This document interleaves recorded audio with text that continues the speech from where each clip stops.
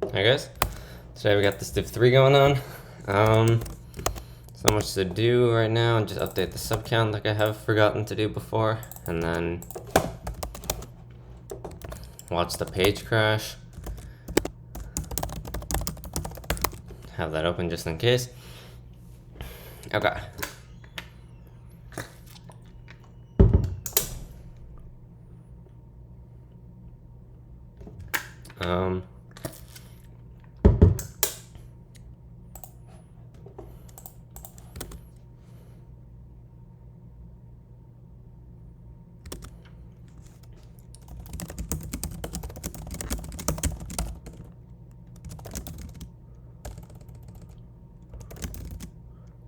Let's see. Min 0.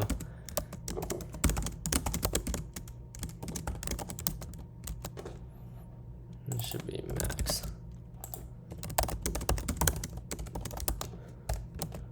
And we'll do it again. AC.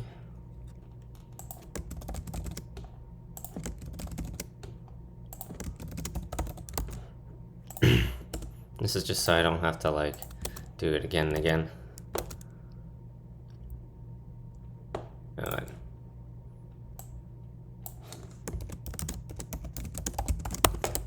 It should be that.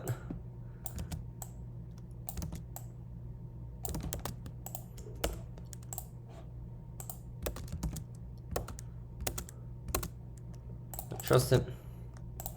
I'm swapping them so that I can repeat the same code instead of having to like do it again and again.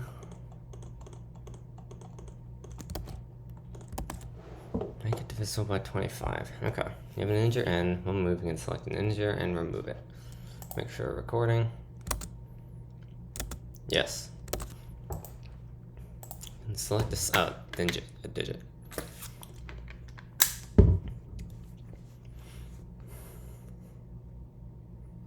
Number is divisible by 25 and positive.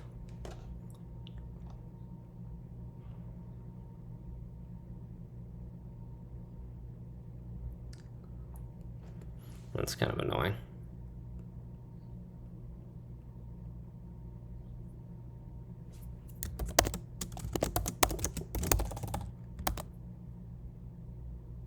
Well, it's only the last two digits that matter. So we can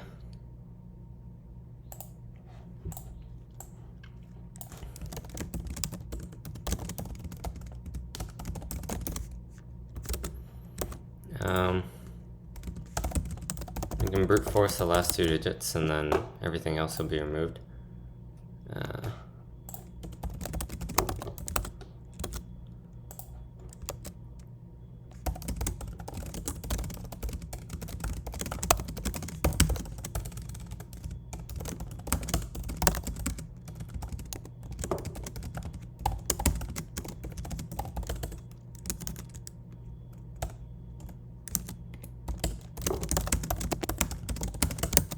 If I want 25 is 0, then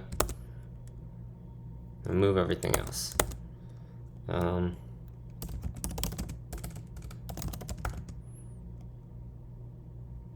I plus 2. Remove everything between I and j, remove everything after j, keep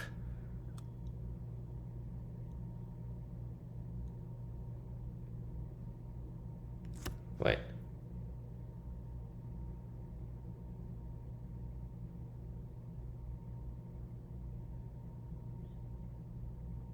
Yeah, if we keep 2 zeros, that'll be fine because we have numbers after it. So if we index 1, that means we keep 2 plus 3.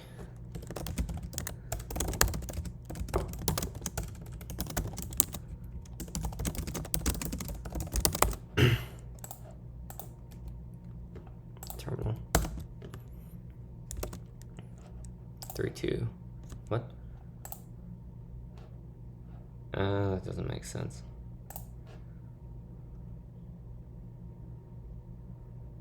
Oh. SI and SJ. Nope. What am I doing?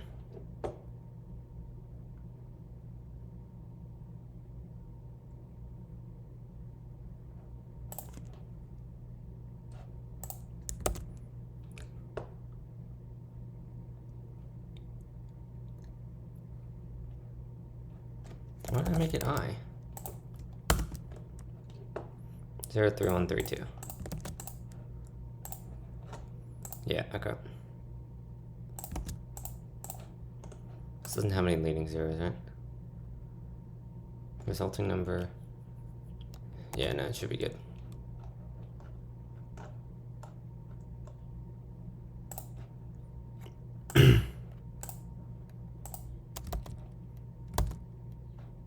Alright, that kind of sucked. Okay, D1 has more sols, so let's try that. We have an array of n integers. You have a positive integer k. You can take the integer I and remove k from it. All numbers in the array became the same.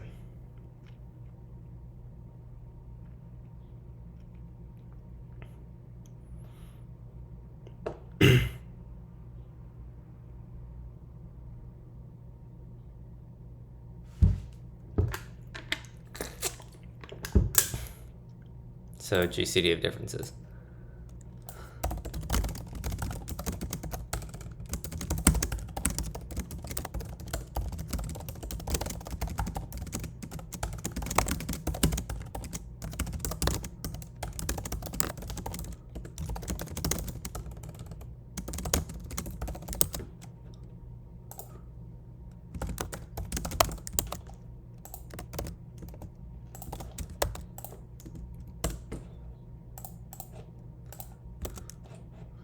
God damn it, Safari.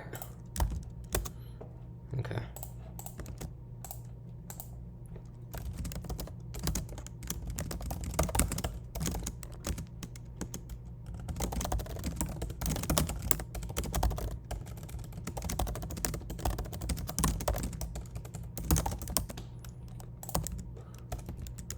Just want to make sure it's not going to crash on me. Nope. Holy crap. Okay.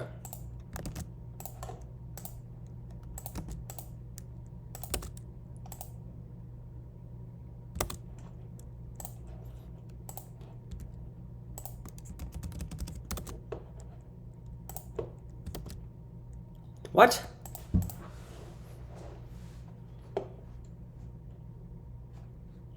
Find the maximum. Oh.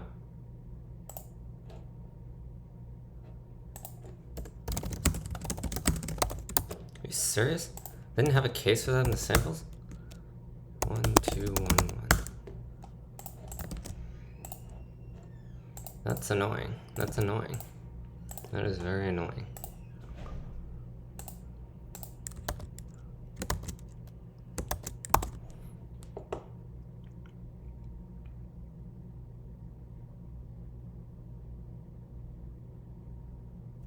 Okay.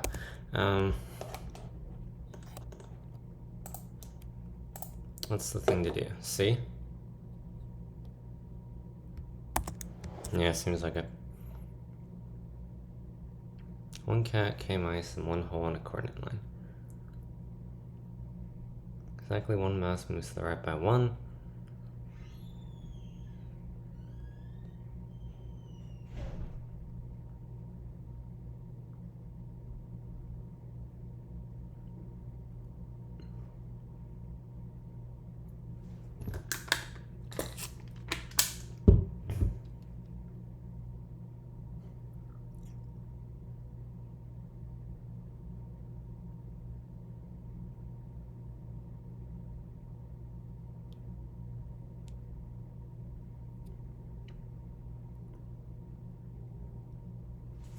It's gonna be some suffix of mice.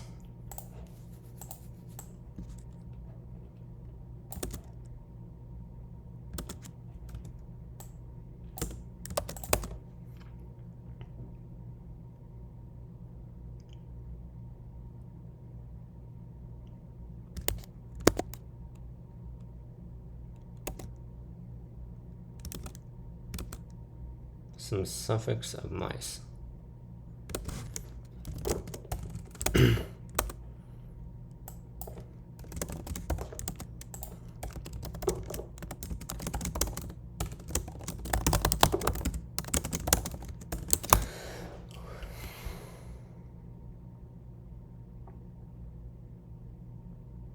Okay, so if the cat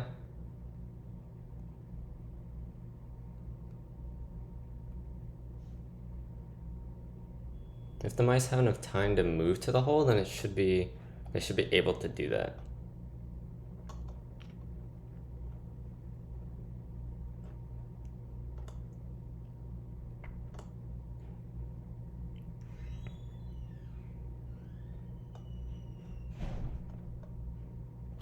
Yeah.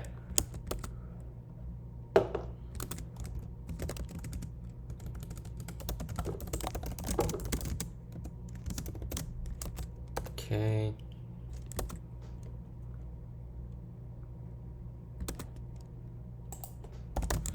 Cat is at 0. R is greater than a point, plus point.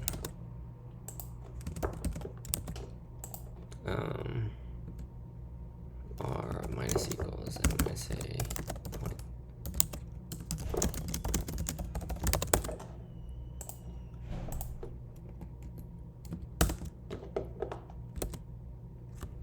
Six, 1, 4. Y. It should be K, not N. Point should be up to N. The rest should be up to K. R should be K as well. R is the amount that the cat has left to move, I guess. 3, 1, 3.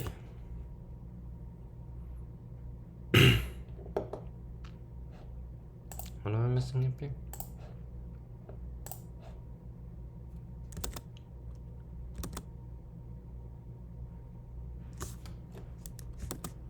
K minus a point. That should be 10. What am I messing up?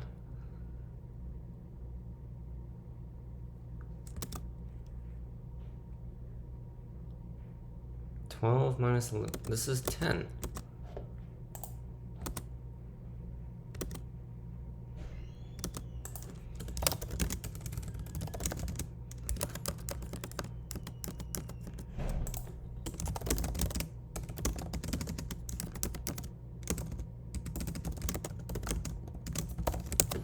I don't understand what's going on. 051138. R is 3.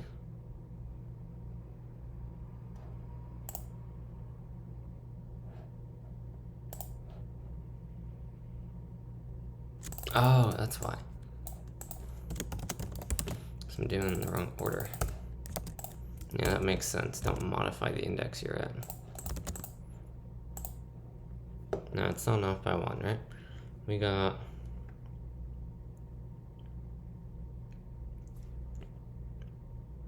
Yeah.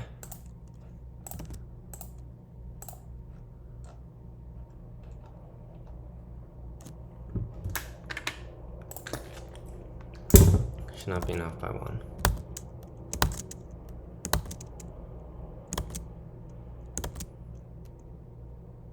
Okay, so there we go. E has solves.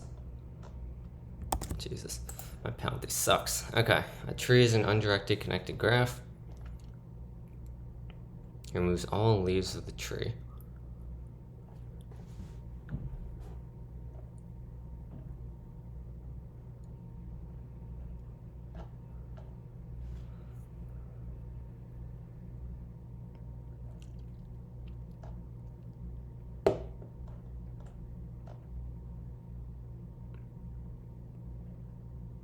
So any vertex of degree less than or equal to 1 will be killed.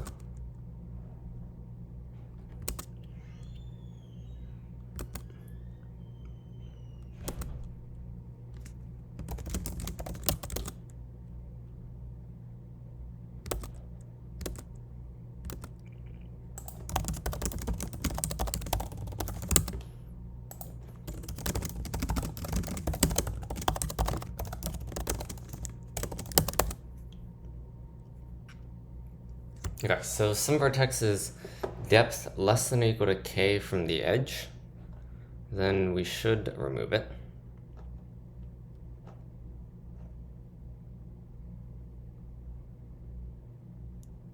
Well, no, that's not necessarily true. What was it?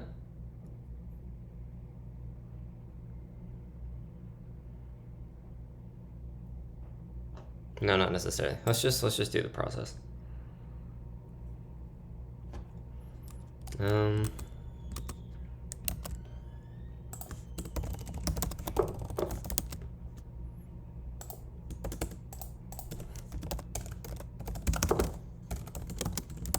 So QLL cube 4.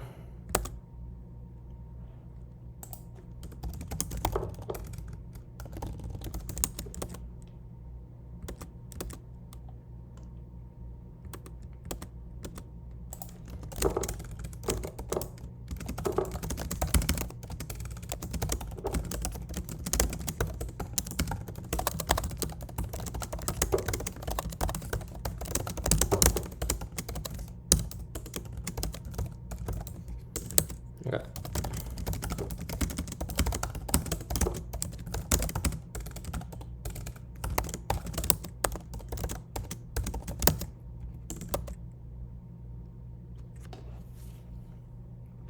Now for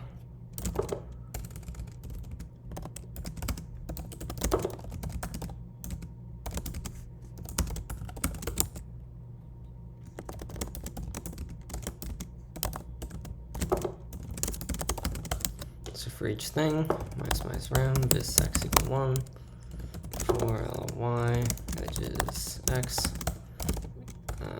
minus id y, if id y is less than equal to 1, and we've not visited y,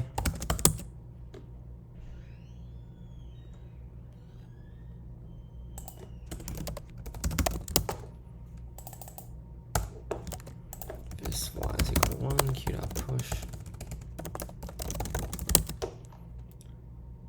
All right.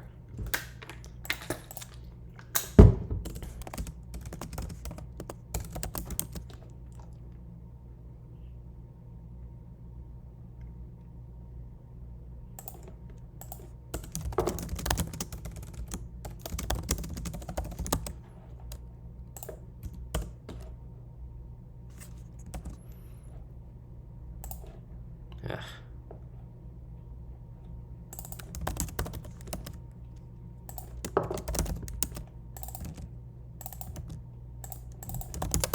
Stupid STL standards. I'm just messing with. Oh, for Christ's sake. This literally, I have no way to resolve this. It just literally means my computer has stopped deciding to compile things. That is so frustrating. I don't have another alternative. Command. It's not. No.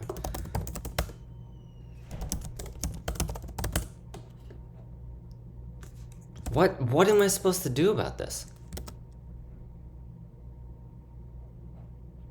Genuinely, what am I supposed to do about this? All right, we're going to Replit because that is literally all I know. I don't know how to fix this. Let's see.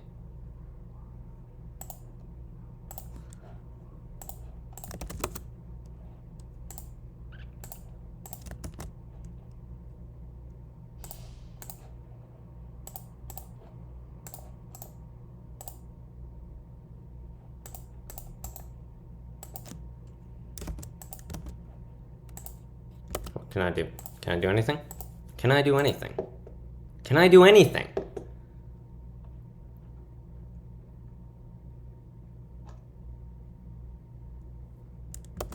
I can't compile my program.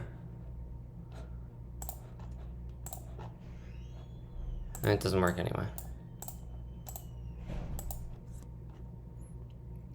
C into N. Okay, what am I doing wrong?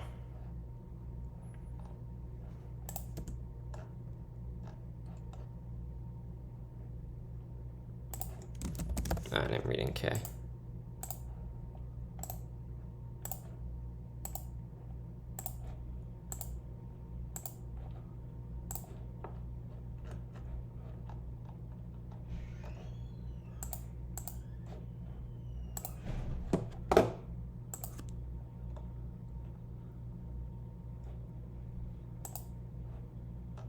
happening here?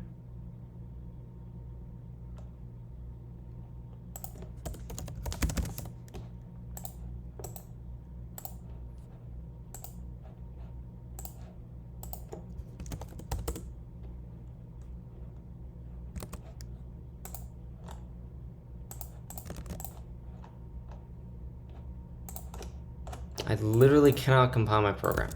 That is so annoying.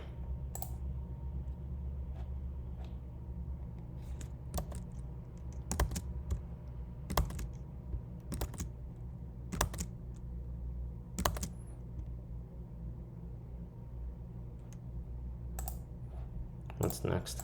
Do 2?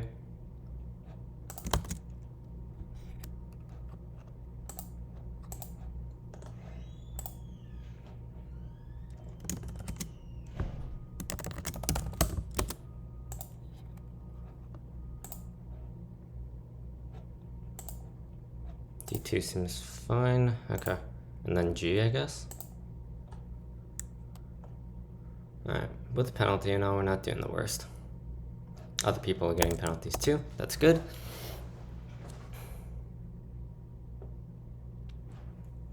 Can this pass?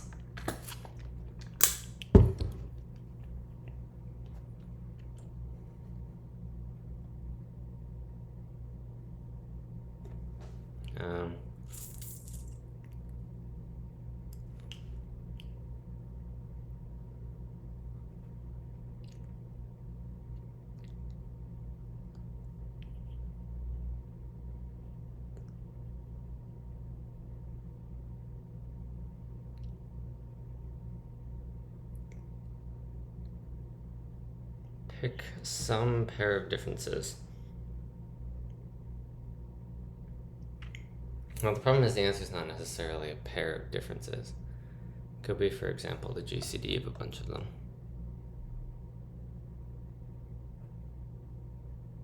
Oh, we could brute force the value. Oh, that could work. Okay, let's do that.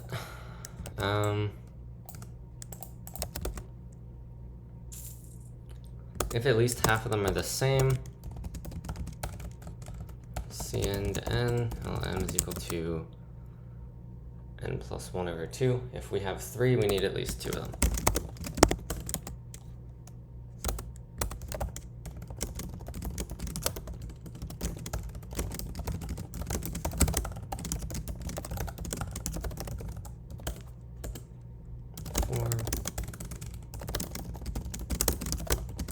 If x dot second is greater than or equal to m, then immediately we know that we have an infinite answer. Otherwise,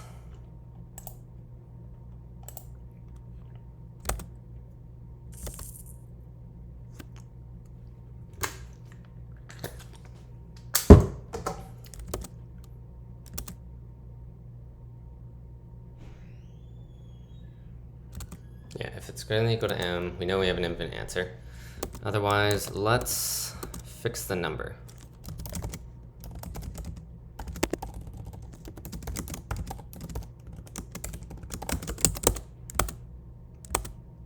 How exactly does this work?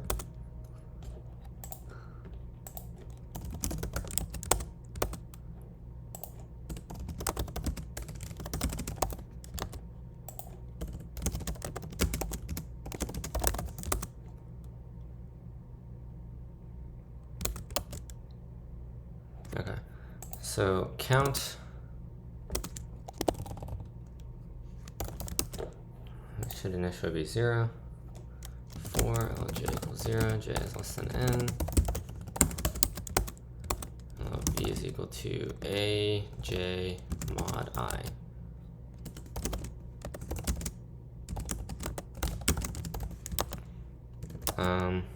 Plus count v.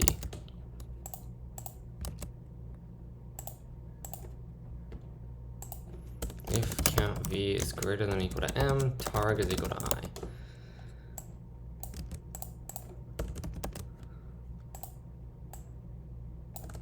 Then we do the exact opposite.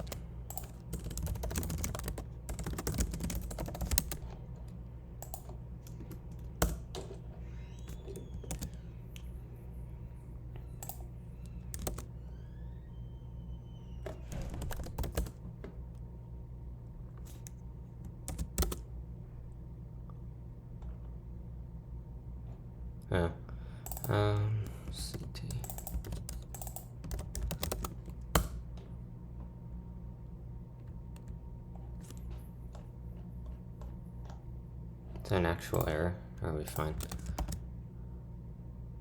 Bus error? What the hell? J 0, J's up to N.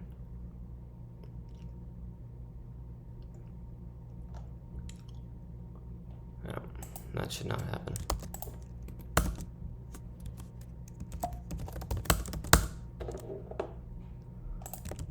Why? Why? Why? What does that mean? Okay, I gotta get rid of shadow.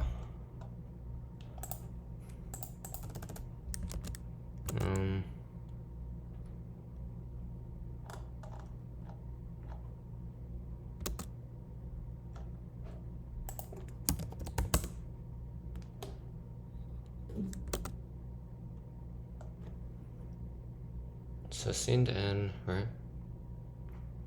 What the hell is the problem?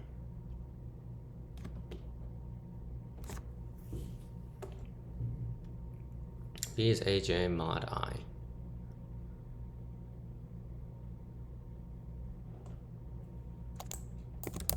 If AJ is less than 0,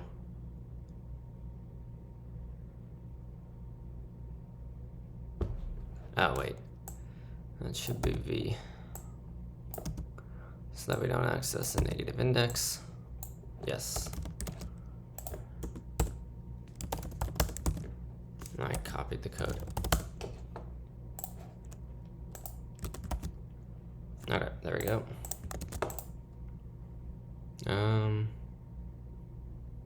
AJ mod I. Yep. I might as well just. We have enough time. Test case is up to 10. This should work.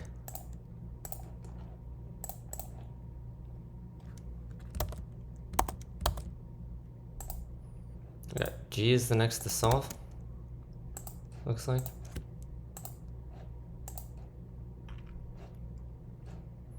Alright, so people are just totally blowing off F. We can change the direction of a bracket from opening to closing and vice versa. Change any square bracket to round bracket, but you cannot go the other way.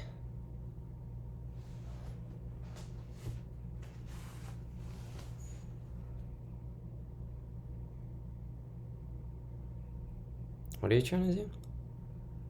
Find the minimum cost to pay to make it a correct bracket sequence.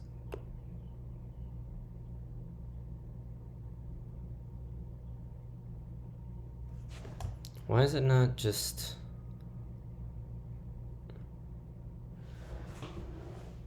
If square is odd, change it. That's it, right? I don't understand what the problem is.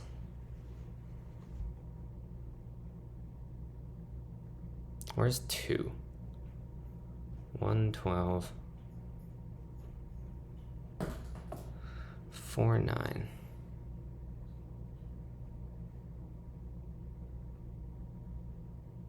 Oh, I see.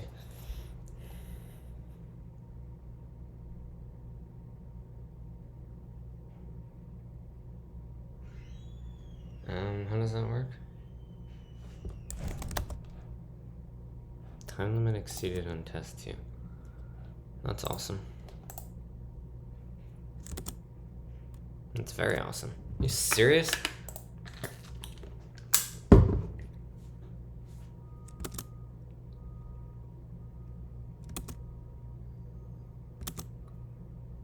guess you're not supposed to do this? 1,000,000 times 40. It's 1,000,000 times 100.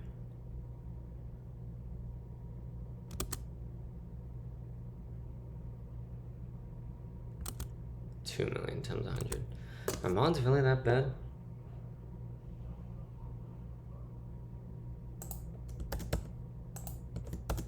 What can I do then? What can I do?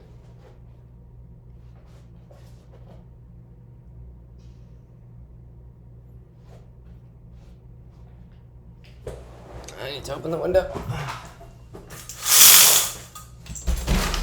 What can I do here?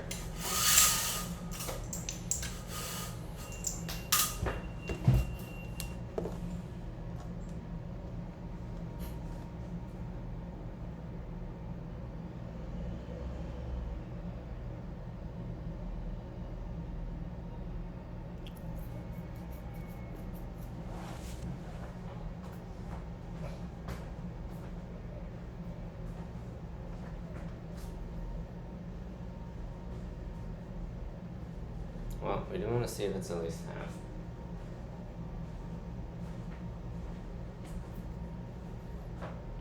Can I do anything better? Like, do we only have to check certain adjacent differences or something?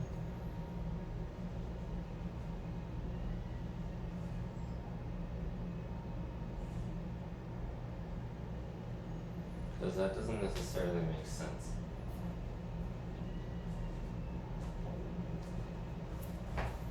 Can we do something like 1600 times?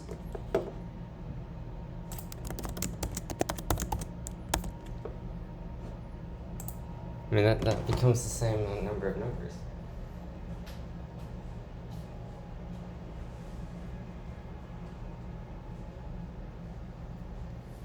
I mean, we could only...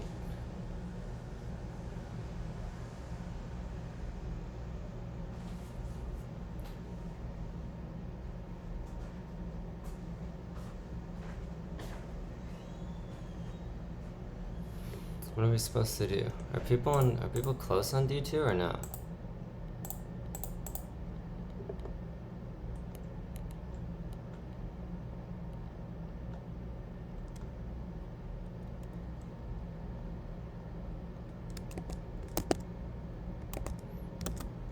People are close.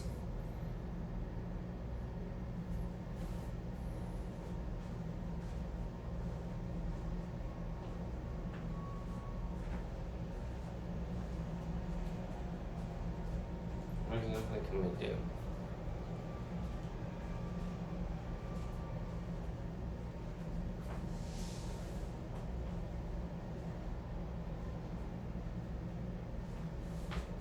And you can check divisors of adjacent differences. And then what? And then what? What do we do from there? How do we check? What do we do with divisors of adjacent differences?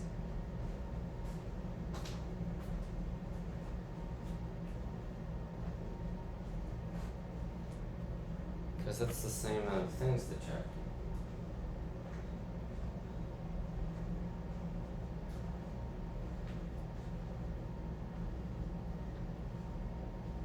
Meanwhile, this is like... What is it? I don't know. I don't know.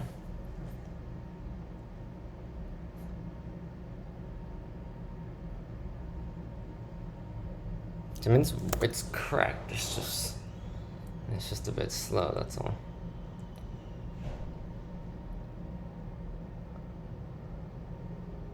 Can we do this faster? The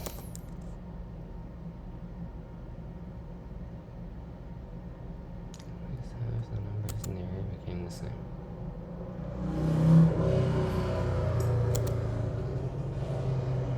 What the hell?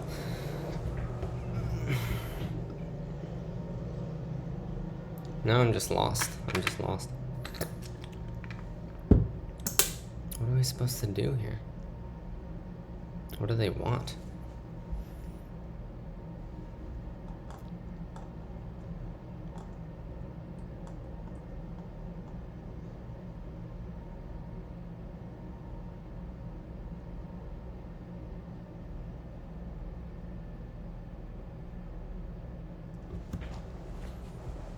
So it can be up to some large number. Like, the idea is we'll pick some subset of the array, we'll take the GCD of it.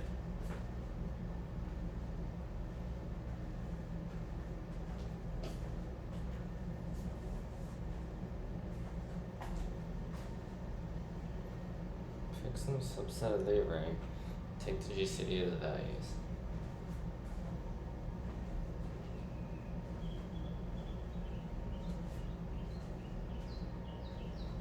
So are we supposed to consider divisors as some arbitrary k?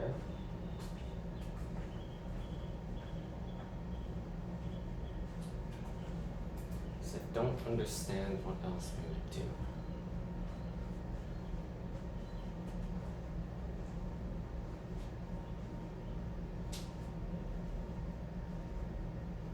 I mean, like, we could do that.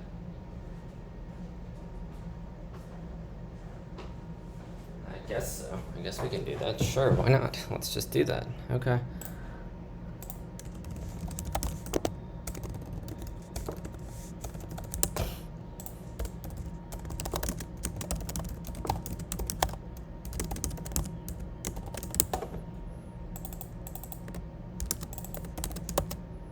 So 4 equals 0.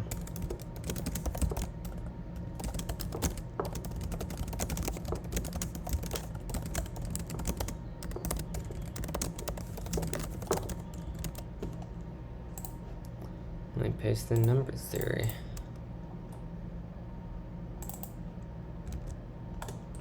I should pass.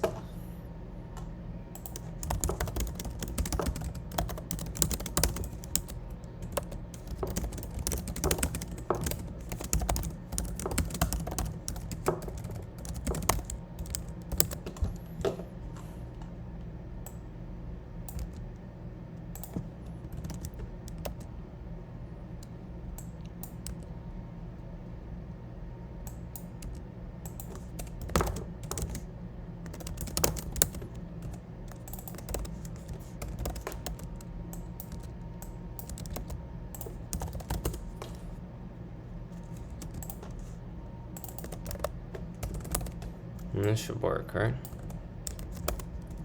You happy now?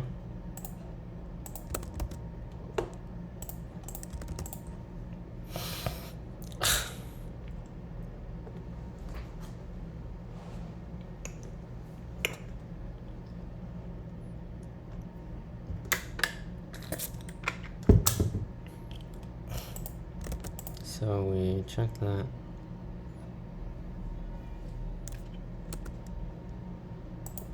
Okay. I guess we won't check that many because the value is small. Charge my laptop.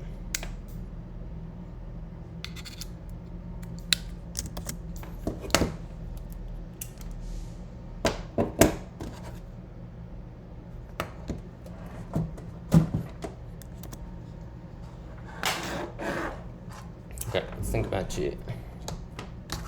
So for G, what we need to do is something. We need to take the values here and do something with them.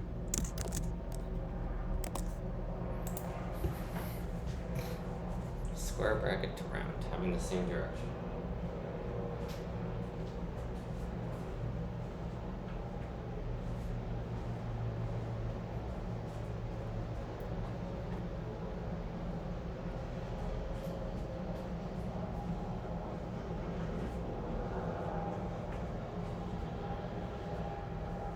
So let's see, if we have two square brackets at an even distance from each other, then that is okay. If we have an odd number of square brackets, that's a problem.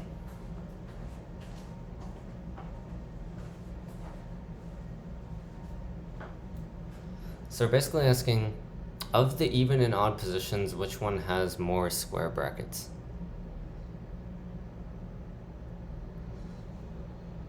Right? Well, no, not necessarily. That's not true. No, if they're odd. If there is an odd number of brackets between them.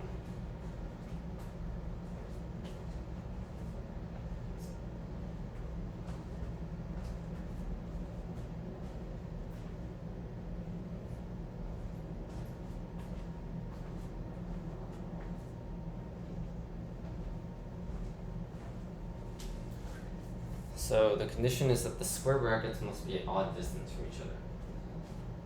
Every single, or rather pairings of square brackets. So the first square bracket has to be odd distance from the second, etc.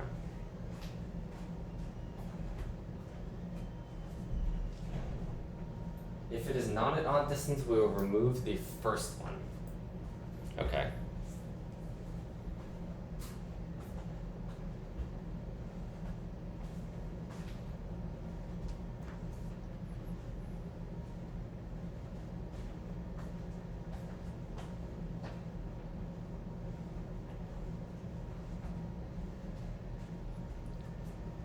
So we're essentially going to say,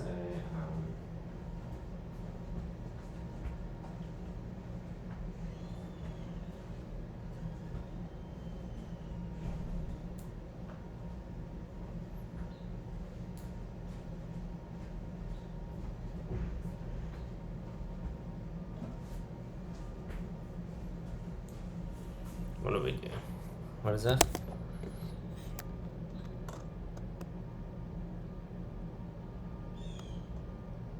Number formed by the right digits is divisible by A.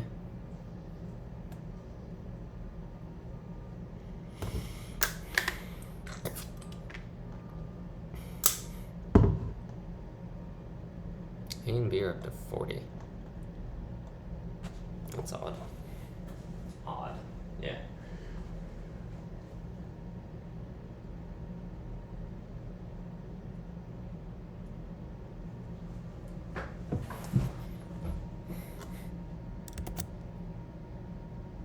Is Genie better? So we need to find, we need to pair the even and odd brackets.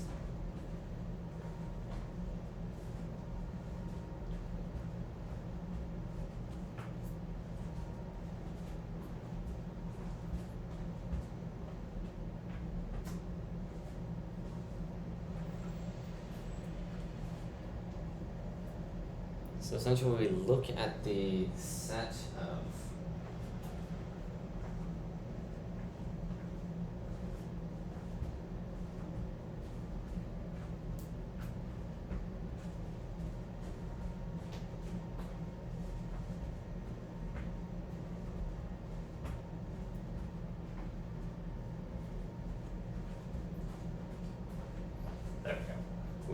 okay, the alignment of the square brackets doesn't matter. If we have, we're considering like groups of square brackets at even and then groups of square brackets at odd. Exactly, one of the even brackets can be paired with one of the odd brackets. So I'm going to do something like this. We're going to label each group of even and odd brackets with a number, and then we'll find the minimum and maximum numbers, and that tells us the number of groups. I guess we can use the segment tree, I don't know.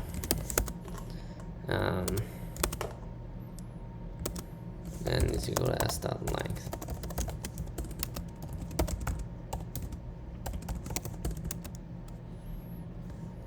For li equals 0.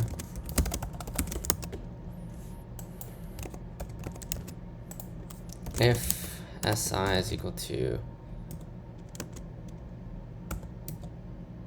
what the hell?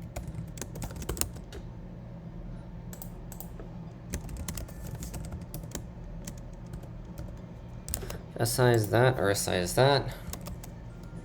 If I mod 2 is not equal to p plus p, v p is equal to I mod 2, and then ai is equal to v.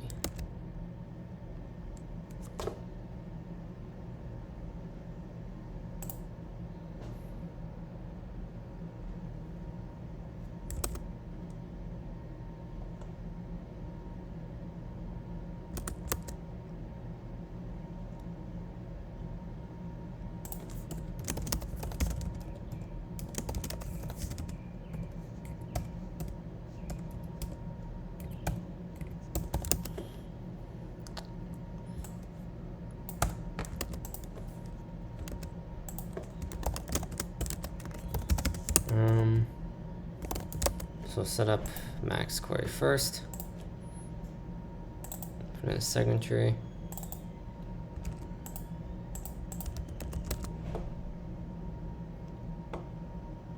Then max t, min t.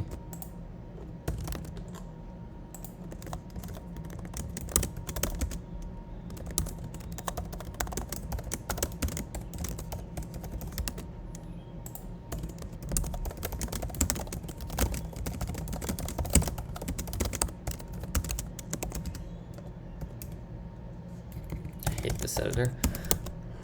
AI is equal to 189 s min dot init na for c into q.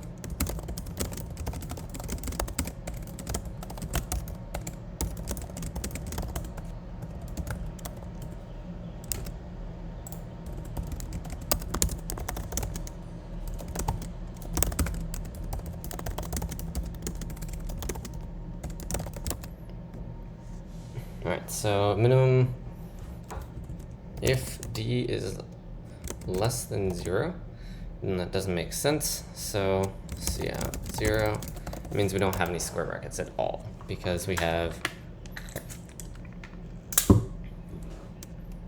else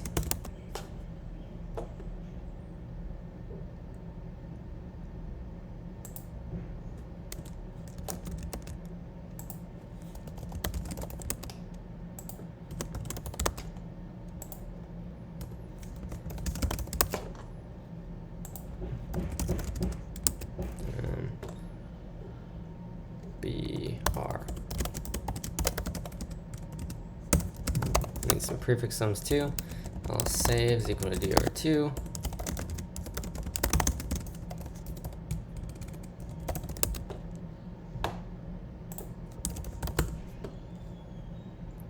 It should work.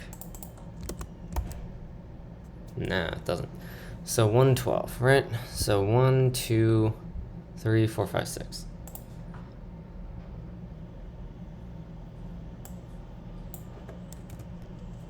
D times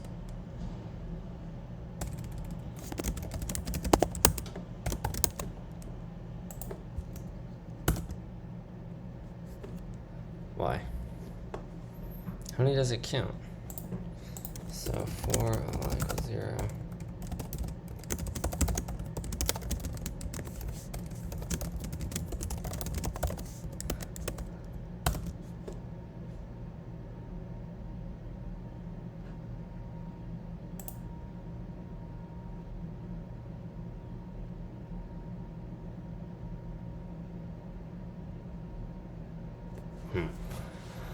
Oh, that's a problem, isn't it? Wait.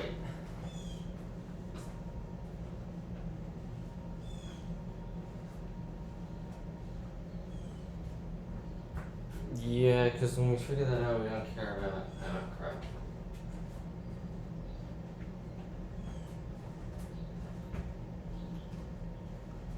Oh, this is annoying.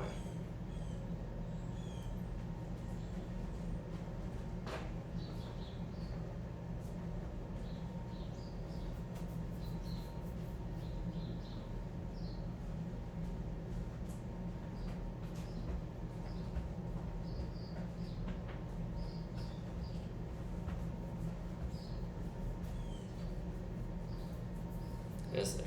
Is it annoying?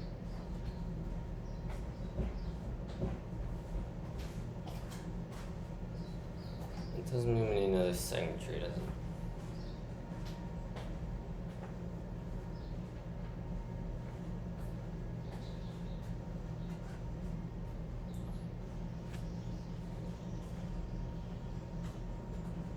Okay, so for each group, in between, we can save at most 2.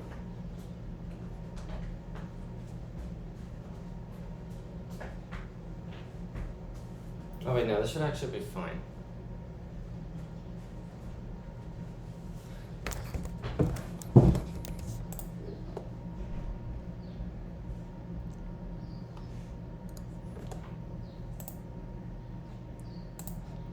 Kind of.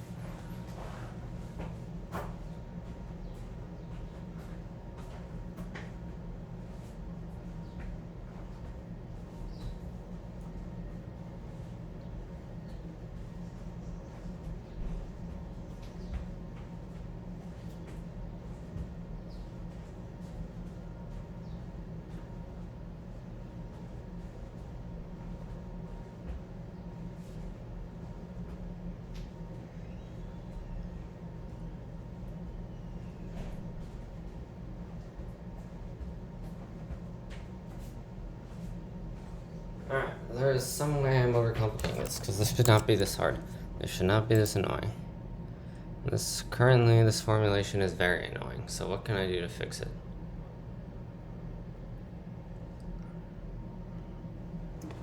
The problem is this doesn't necessarily work.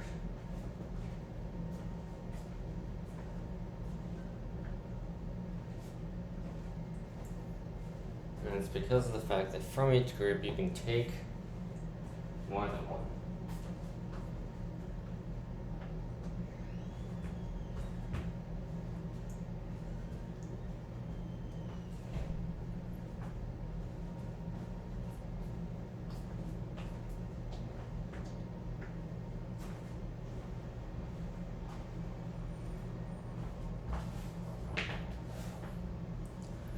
From each group, you can take more than one, right? So,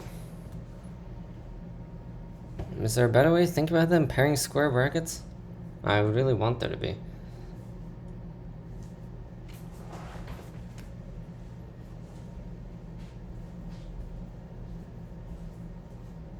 Maybe it's not even right.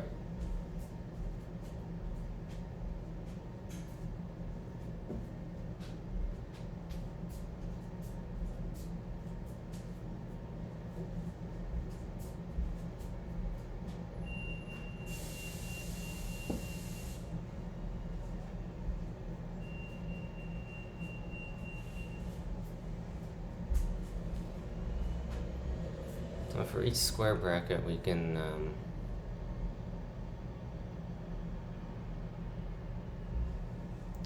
don't know.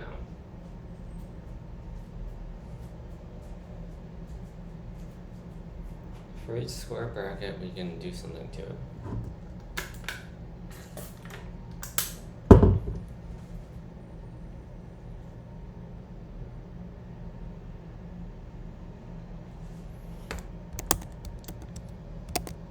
What can we do to it?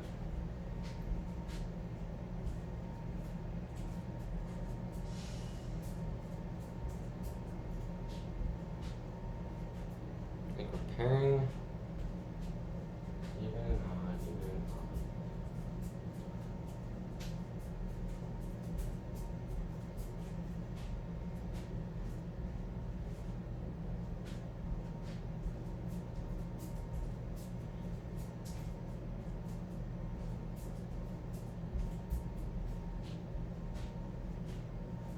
I guess like mostly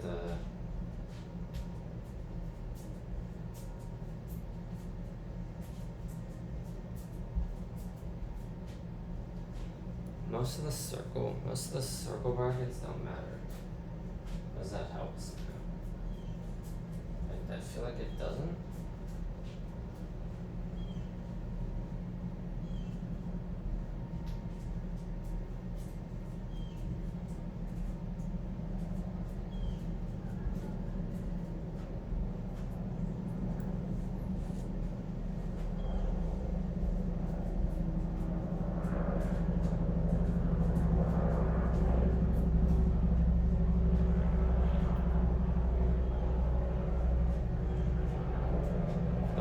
Here we're starting at something. We're starting at 2, looking at 5.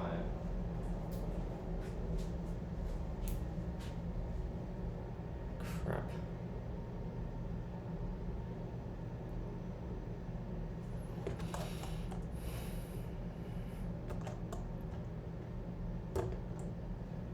And there's like stuff going on.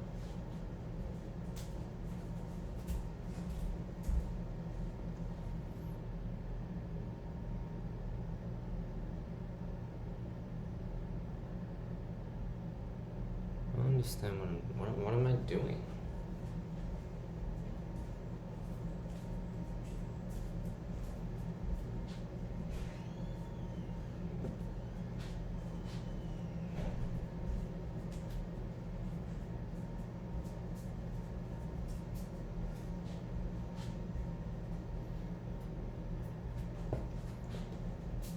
Guys, thinking of it like that is never going to work. Just concede that it's never going to work.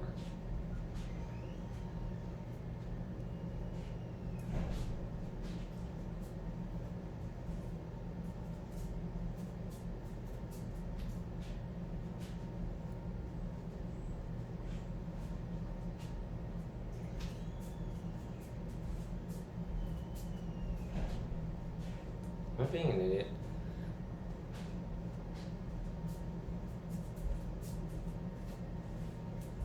Yeah, I might be thinking about this wrong. What we might need to do instead is just pair even with odd, like in the first place.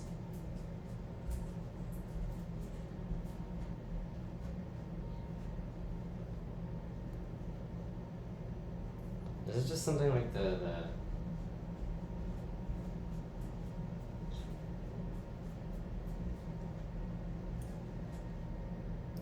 feel like I'm being dumb, Maybe it's something like the minimum of even and odd. I think that might be involved.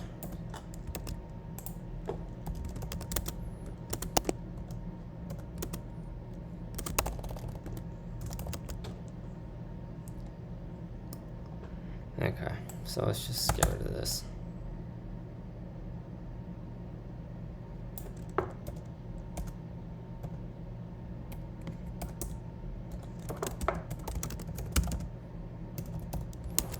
So if SI is equal to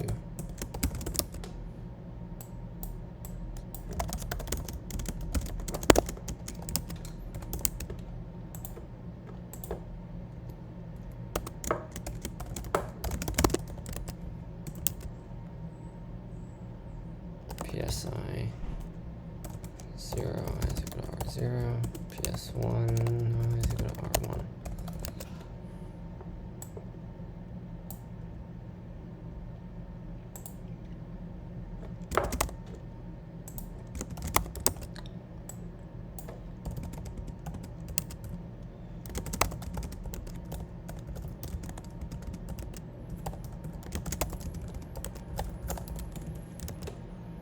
Is it just something dumb like this? Can we just pair odds and evens? See out.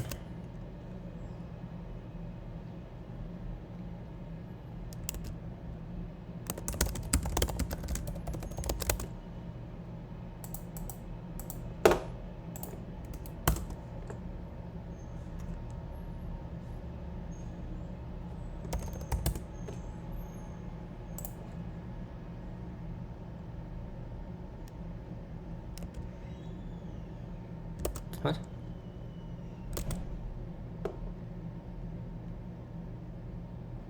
Oh. It's like some random variable names.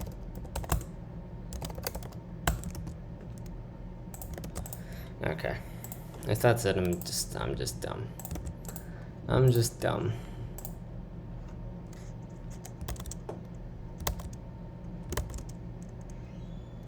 Maybe I'll get wrong answer and I'll be justified. Nah, I don't think so. Yep, that's all it is. We just pair the odds and evens. Oh my god. For some reason I was fixated on pairing adjacent ones. And that was dumb. Should not have done that.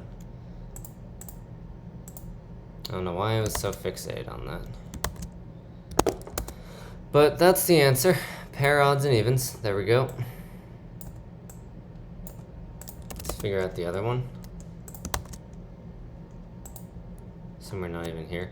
Yeah, this is actually not the worst. Although, penalty is kind of not great. I guess other people are struggling too, so that's fine.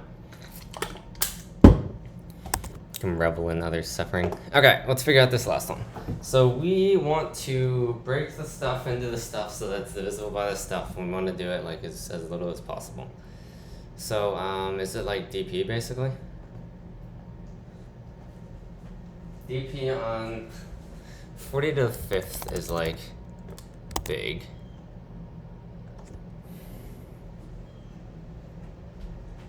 So dp on n, number of red, a, remainder mod A, remainder mod B. Okay, let's do it. Oh god, we have to restore it. Why the hell do we have to restore it? Why do we have to restore it? Oh my god. Okay. Alright.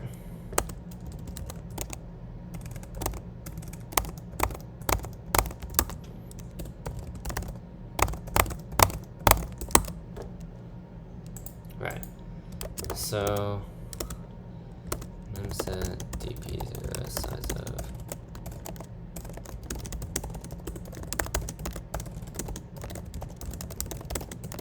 okay, first of all, let's think about how we're actually going to store the answer. So what we're going to do is we're going to finish off at some state. In particular, it's dp of n something 0, 0, where that something is as close as possible. We will then go to, okay, that makes sense. So the transition is just whether we take an R or not. Okay, so the par can actually be a boolean, but whatever. So dp of 0, 0, 0, 0 can be equal to 1.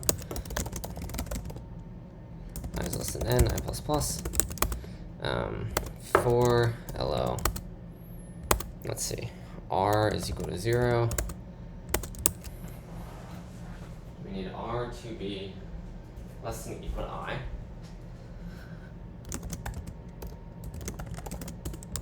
And then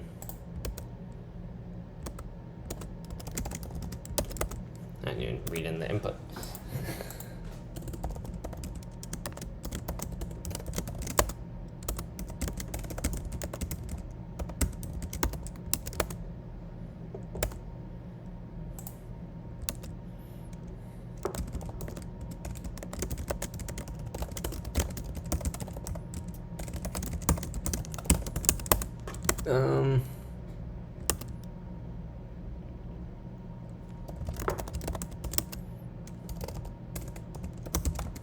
So it's A, wait, red has to be red. Red has to be A, yes. So A times 10 plus Si minus O mod A.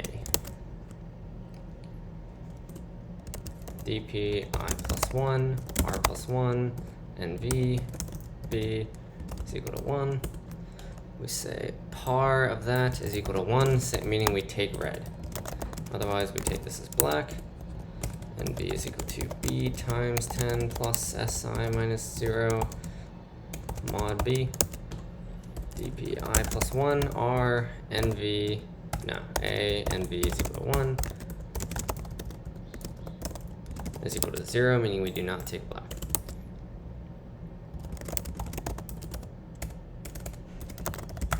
Target equal to -1 for I is equal to 0, I is less than or equal to n, I plus plus. If dp I, no, n I 0, 0, abs targ minus n minus targ.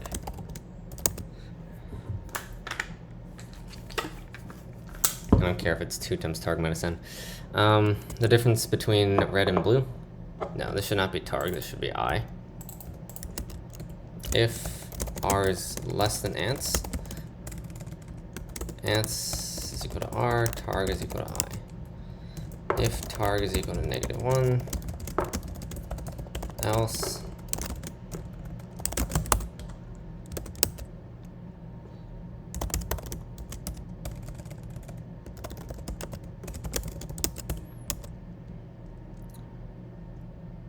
for Li is equal to n, I is greater than 0, I minus minus. We have to reverse the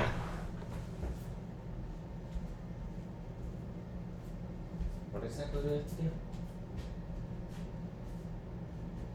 Let's just store the whole thing.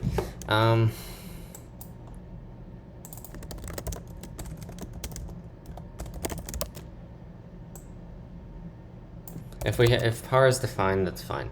So this is 1AB, 0AB. That's just so we can get back to the previous state.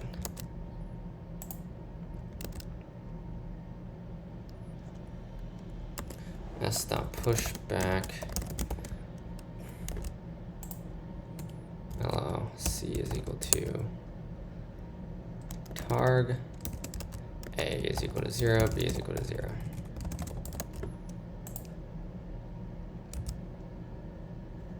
Par I C A B. If it's true, R, otherwise B. Then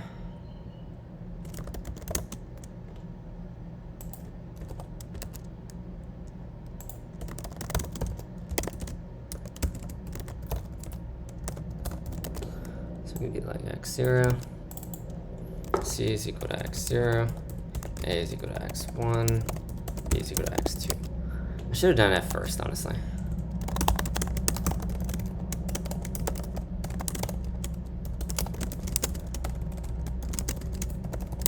because this is not that bad. This is a just do it DP. You don't necessarily, once you get the idea, it's just implementing it and debugging it, of course. But it's gonna handle that part.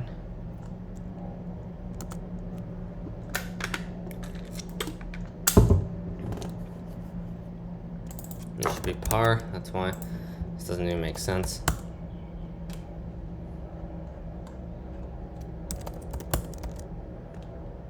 Awesome. What's up with that?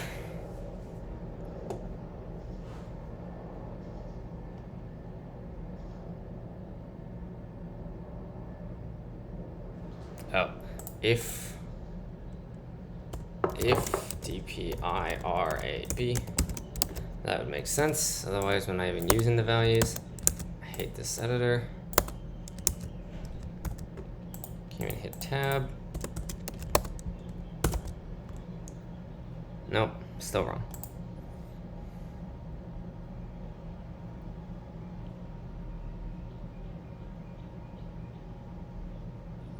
If DPIRAB.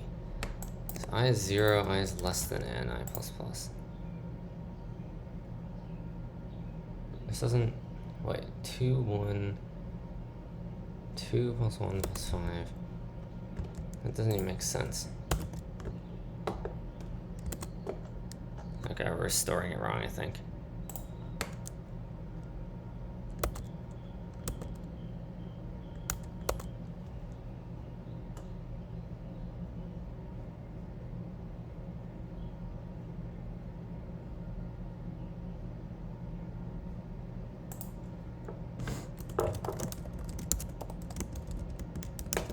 Oh, wait.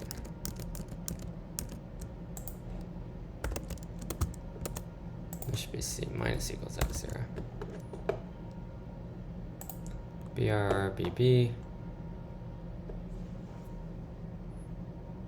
Makes sense. RRBB. Yeah, sure. BR. Yeah. Okay. Can I trust it? So, up to 41. DPIRAB. I plus 1, R plus 1, NVB, A and V.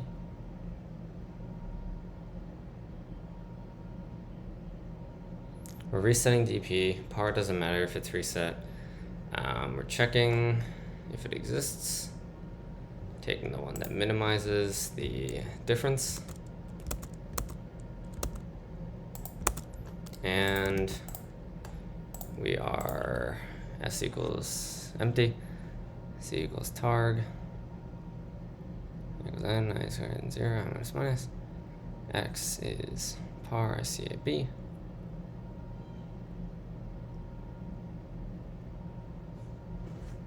Seems legit.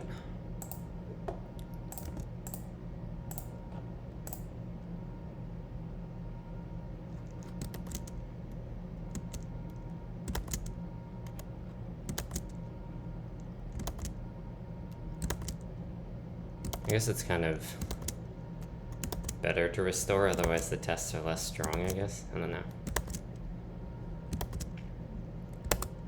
Although restoring is a strictly stronger condition than just outputting the number. So I guess that's fine.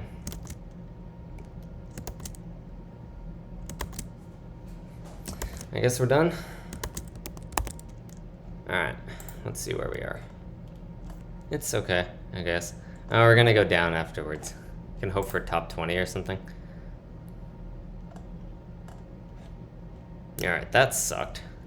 Should have done F first. Should have just read F and like actually thought about it for a second, because the DP was like fairly clear. And G just sucked. Like I got caught on the wrong idea. I was trying to pair adjacent things instead of just thinking about it. That's annoying.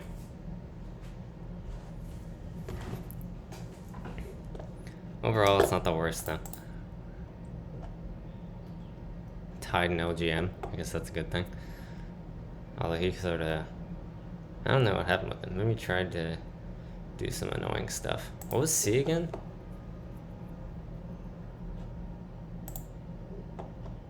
Oh, right, we did D first. D1. And D1 gave me a wrong answer because I can't read.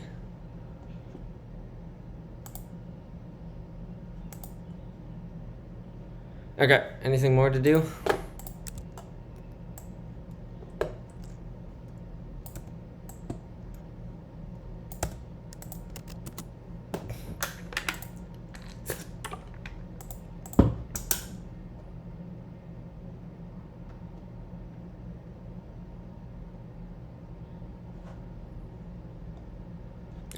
I could talk about the problems.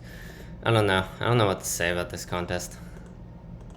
I just screwed myself over so much this time. Like, in terms of my own performance, A was fine, B was fine. I didn't read close enough on D. C was fine, kind of confusing. E was the fact that I couldn't have the fact that I couldn't compile my code is really annoying, because then I would be around here probably, because that definitely cost me more than a minute. So that was annoying, but what can you do? I can try and fix it, but I don't know what causes it. I've tried to I've had this error, like that compilation thing, when I during Facebook Hacker Cup, when I tried to I was trying to import a certain thing. I was trying to import PBDS, and it just wouldn't let me do that. So I tried to switch my compiler, and then I got that error. And then that error made no sense, and I searched a lot of places, and nobody knew, Google didn't know what it was, so I have no idea what it means. Yeah, I don't know what to do about it. Hopefully it doesn't show up that much more often. That is rather annoying to have happen.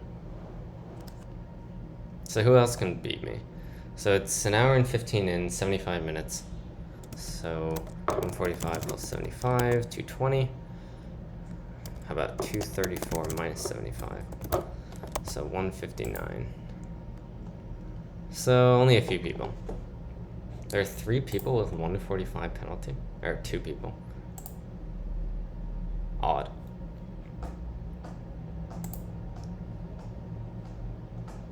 No, I can say I tied an LGM. That is cool. Good job, Danny, as always.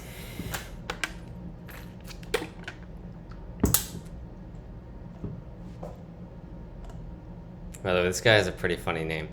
I've noticed him recently. Alright.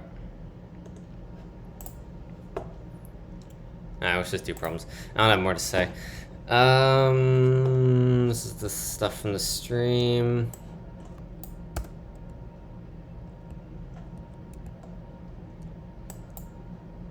Let's get my tablet.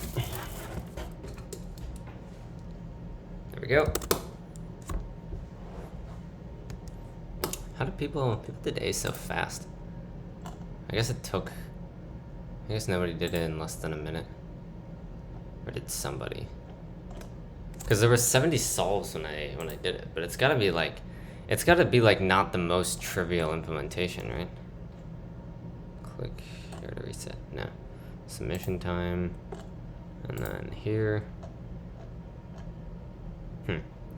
First submission at 105. Geothermal at 112. Jesus. Oh wait, no. Someone did get it at 0 minutes. T equals 0. Where is that guy now? He's gotta have a fast penalty, I imagine. Yep, there we go. The amazing 0.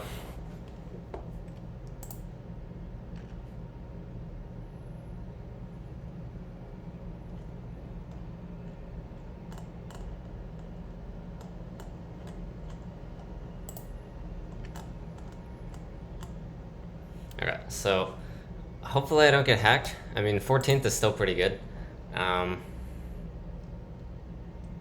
Yeah, hopefully I don't get hacked.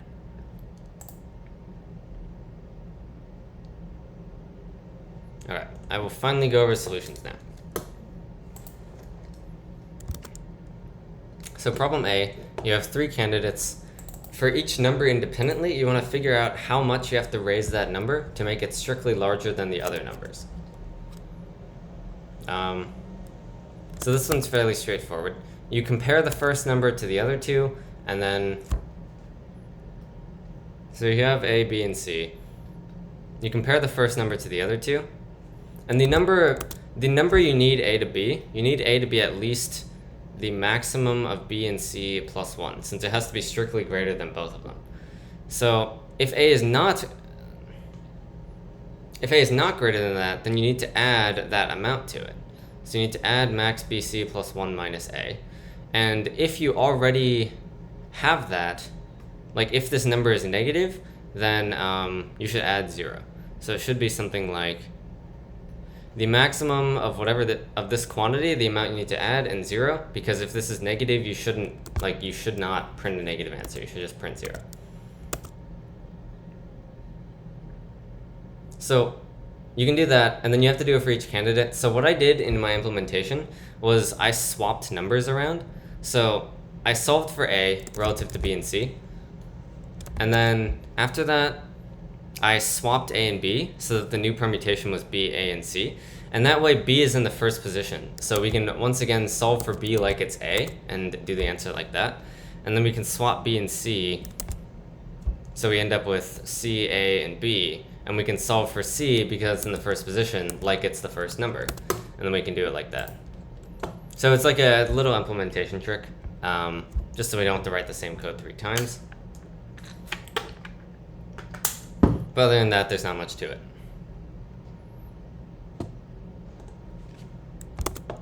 Problem B, to make it divisible by 25, you want to, you have a string, you want to remove some number of digits so that the number is divisible by 25, and positive. So note that 25 is divisible by 100, and that property means that, or 100 is divisible by 25. And that property means that when you're concerned if something is divisible by 25, you only care about the last 2 of its digits. Because any like third digit will not influence the answer, because 100 mod 25 is 0, meaning that it will not, like if you want to see if x mod 25 is 0, if you want to see if x is divisible by 25, adding hundreds won't change anything, or adding any multiple of hundreds won't change anything, because this is already mod 0. This already has 0 mod 25. So it just won't change the result mod 25.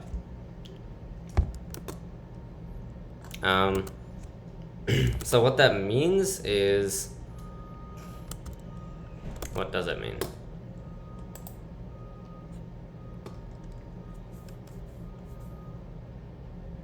What it means is that we only care about the last 2 digits. So our strategy, so we only care about the last 2 digits, and then, so suppose we know what the last 2 digits of the number are. So suppose it's something like this. And we pick that these 2 are going to be the last 2 digits. Then we need to remove everything that gets in the way of those being the last 2 digits. So for example, this is in the way, and this is in the way, but this is not in the way.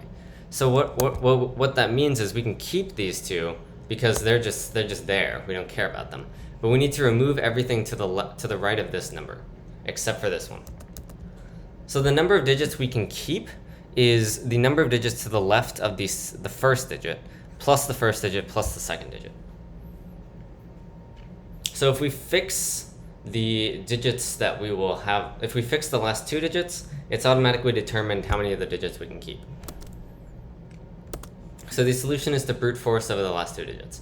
Now you may ask, what if the last 2 digits are 0? Could that cause problems? And the answer is no, because we're keeping stuff to the left. If the number we chose had leading zeros, then that means that there would be nothing to the left of it. And if there's nothing to the left of it, because we're keeping stuff to the left, it means that this number would have to, the input number would have to start with 0. But that's guaranteed that it's like not, that's guaranteed that that's not true. So because this number doesn't have leading zeros, we will have some number greater than 0 to the left of it, and therefore our number will still be positive. So really we just need to check for the last 2 digits. In code, that's what I do. I am iterating over the first digit, then the second, and then brute forcing,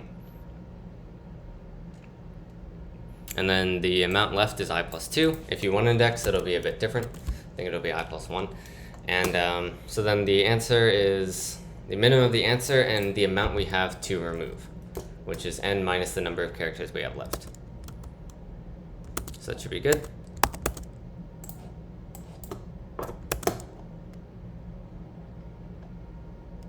Problem 3.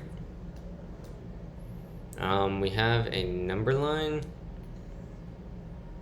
We have a cat at the beginning of it, and we have a hole at the end of it. So this is n. There are k mice scattered around. And each second, the cat will move one step closer to the hole, and a single mouse will also move one step closer to the hole.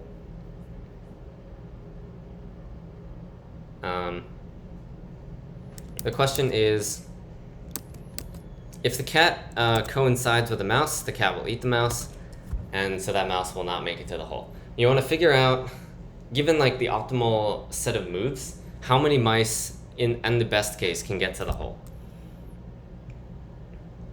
So for example, suppose the number line's like this. So the cat is 6. We could have, and multiple mice can be at the same position, I assume. So we could have something like a mouse here, and a mouse here. So in this case, one of the things we can do is we can choose these two to go to the hole. So for example, this mouse will move here, then this cat will move here, then this mouse will move here, cat will move here,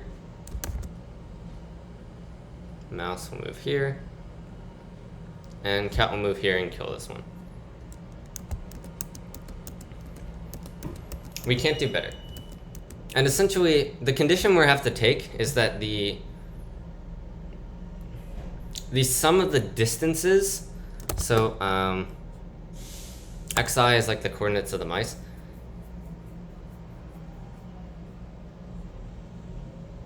So the sum of the distances of the mice that we're taking to the hole has to be strictly less than the distance from the cat to the hole.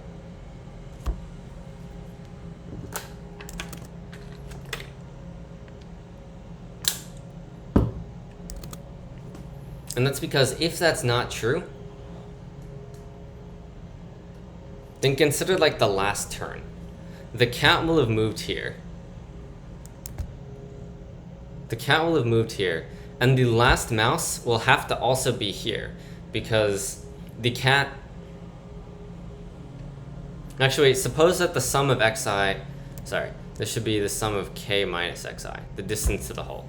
So assume the sum of k minus xi is equal to k. Then on the last turn, the cat will be here, and because we have one cat and we have one mouse left, it means that the distance from the cat to the hole and the distance from the mouse to the hole is the same. And so that would be bad, because then the cat's at the same position at the mouse, and the cat will have killed the mouse. If the sum of k minus xi is greater than k, then we get the same situation, but like worse. At some point, the cat will be closer to the hole than the mouse, which is sort of a contradiction, because the cat would have already eaten the mouse by that point. So if this is not true, then at the very least, the last mouse will not succeed. And if it is true, then we can show that they will always succeed. Because let's look at our strategy will be, let's move the mice one by one, right? So the first mouse is like fine. And in fact, every mouse but the last mouse will be fine. And so what happens at the last mouse is like, suppose the mouse we choose is here, then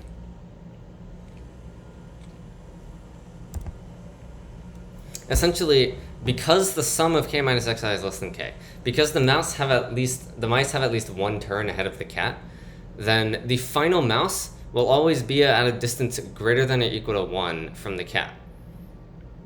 Just because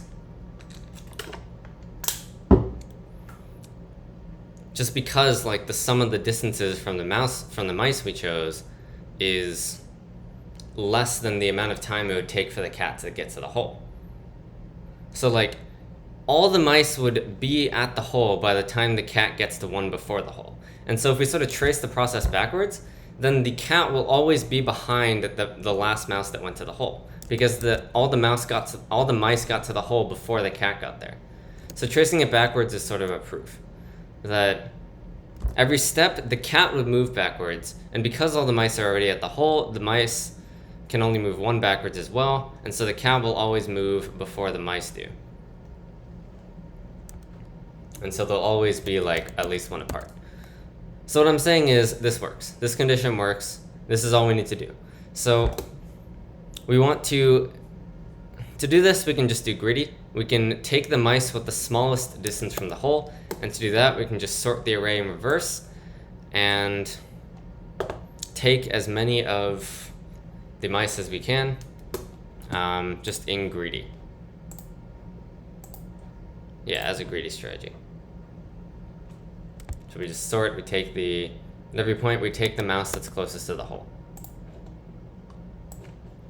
So we sort by distance to the hole. Why?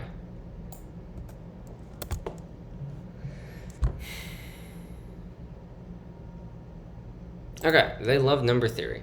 Luckily I just did a stream on that. So, yeah, I just did a stream on that yesterday, in fact. So that could have helped with this problem. Essentially what you want to do is you want to pick an array of n integers, and you can take an index I and you can reduce the number I. So you have a list of integers and you're gonna pick a number k. You can take an index I and reduce that number by k. You can do it as many times as you want, and eventually you want to get a number where, or you want to like make all the numbers in the array the same. Now it could so happen that all the numbers are already equal, which is not in the sample, thank you for that. So in that case you would print -1. So what you want to do here is, oh, actually, do they have everything be 2 seconds except for this one? What do they have the time limits as? No, I guess the default was 1 second. So what you want to do here is essentially you want to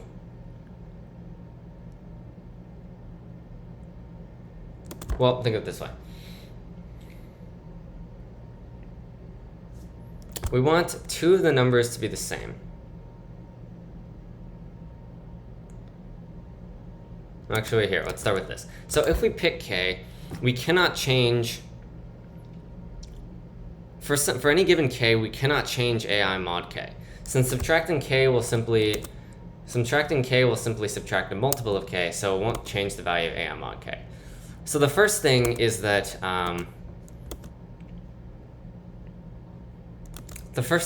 all of the AI must be divisible by k.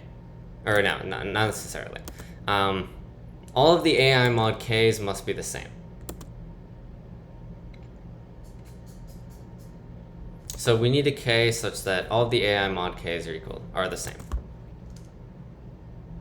One way to think about that is if we take the difference between 2 elements,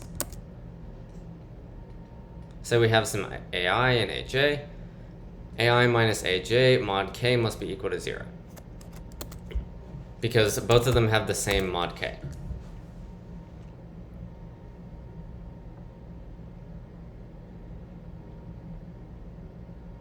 So in particular, if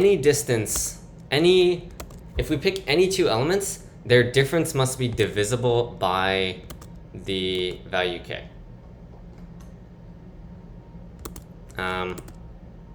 So in particular, since we want k to be as large as possible, what we can do is we could take the greatest common divisor of all of the differences between all of the array elements. And that would be fine. So if we do that, then we'll get a lower bound, or we'll get an upper bound on the answer. So if we take the GCD of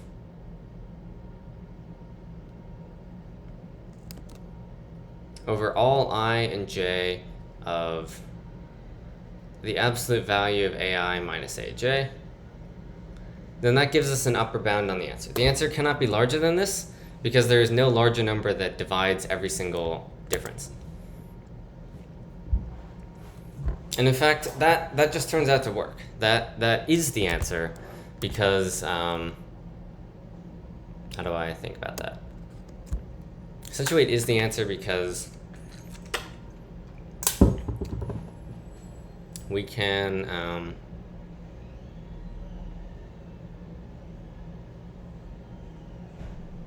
do anything.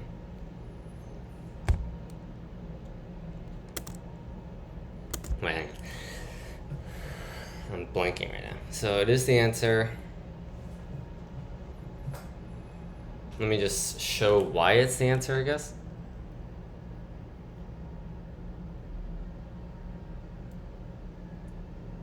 Why is it the answer?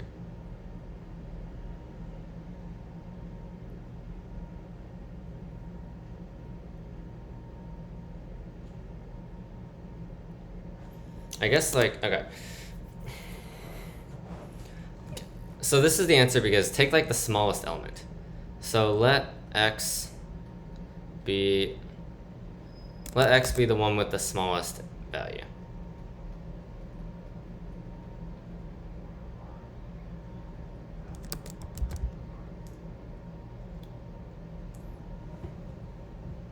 Now for everything, to reduce for an arbitrary ai to ax, essentially we just need to do like the operation ai minus ax over GCD times. And we guarantee that ai minus ax is divisible by this GCD, so this is going to work. And you may ask, if all we need to do is guarantee that these are divisible by the GCD, then why are we checking every pair? And the answer is it doesn't matter. They're equivalent. It is equivalent to check the GCD of every pair and just the GCD of the values within like everything else, or like just the values compared to the smallest element. And the reason is like, first, the GCD will always not be lower because if we check only a subset of the differences, then everything will still be divisible by the GCD. So the GCD can't get worse.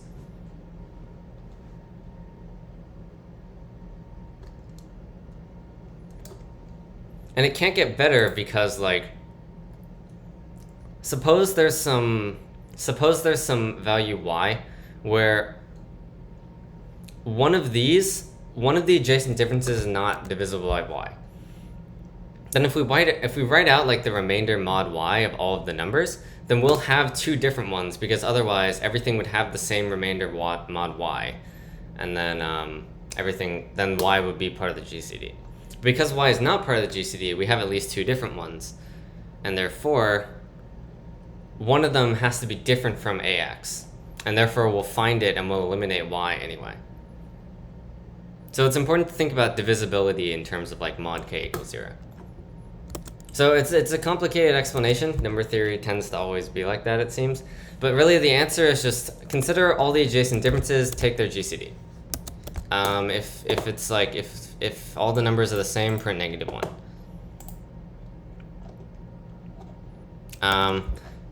Like I said, it's equivalent to only check the GCD of like them with like the minimum element. It is also equivalent to only check the GCD of adjacent elements, so that's just what I did.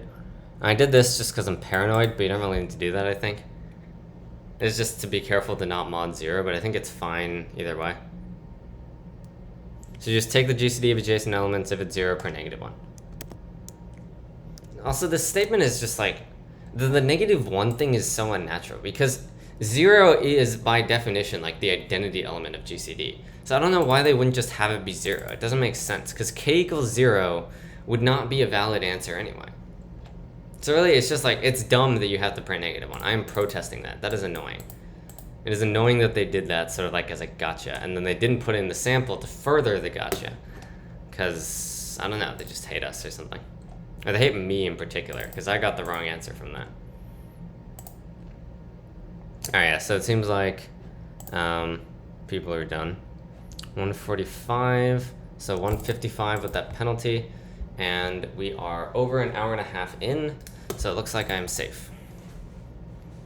Alright, 14th it is, unless I get hacked, which could happen. Who knows?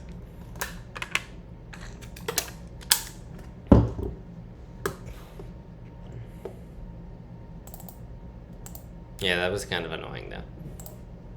At least G was. I'm sad that G took me so long.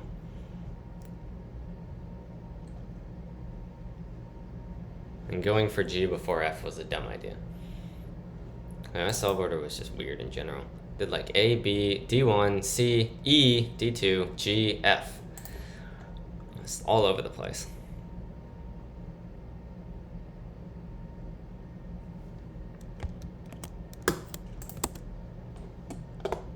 Okay, D2.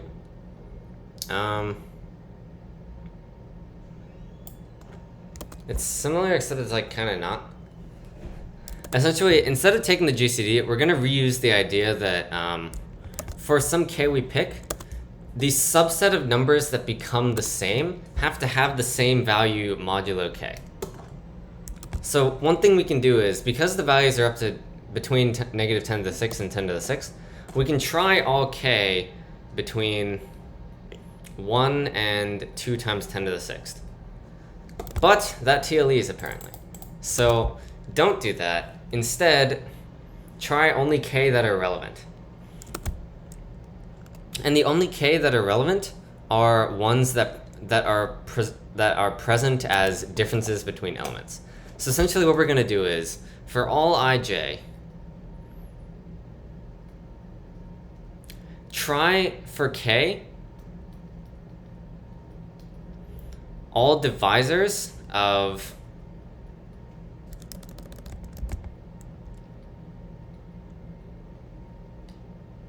the difference between the two, the absolute difference.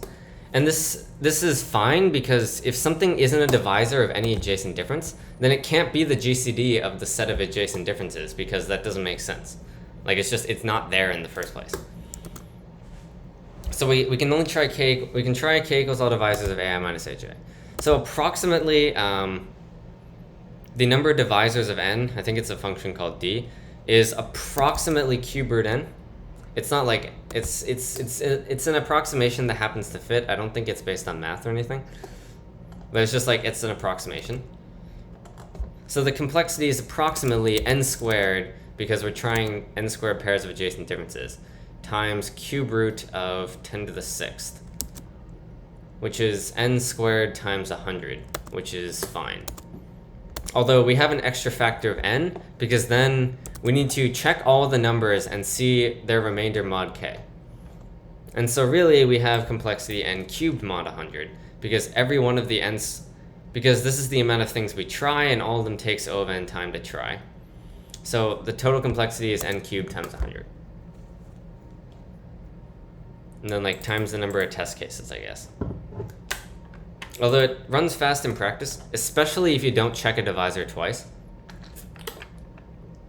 And I think that makes it better, because for half of the numbers to be the same modulo k,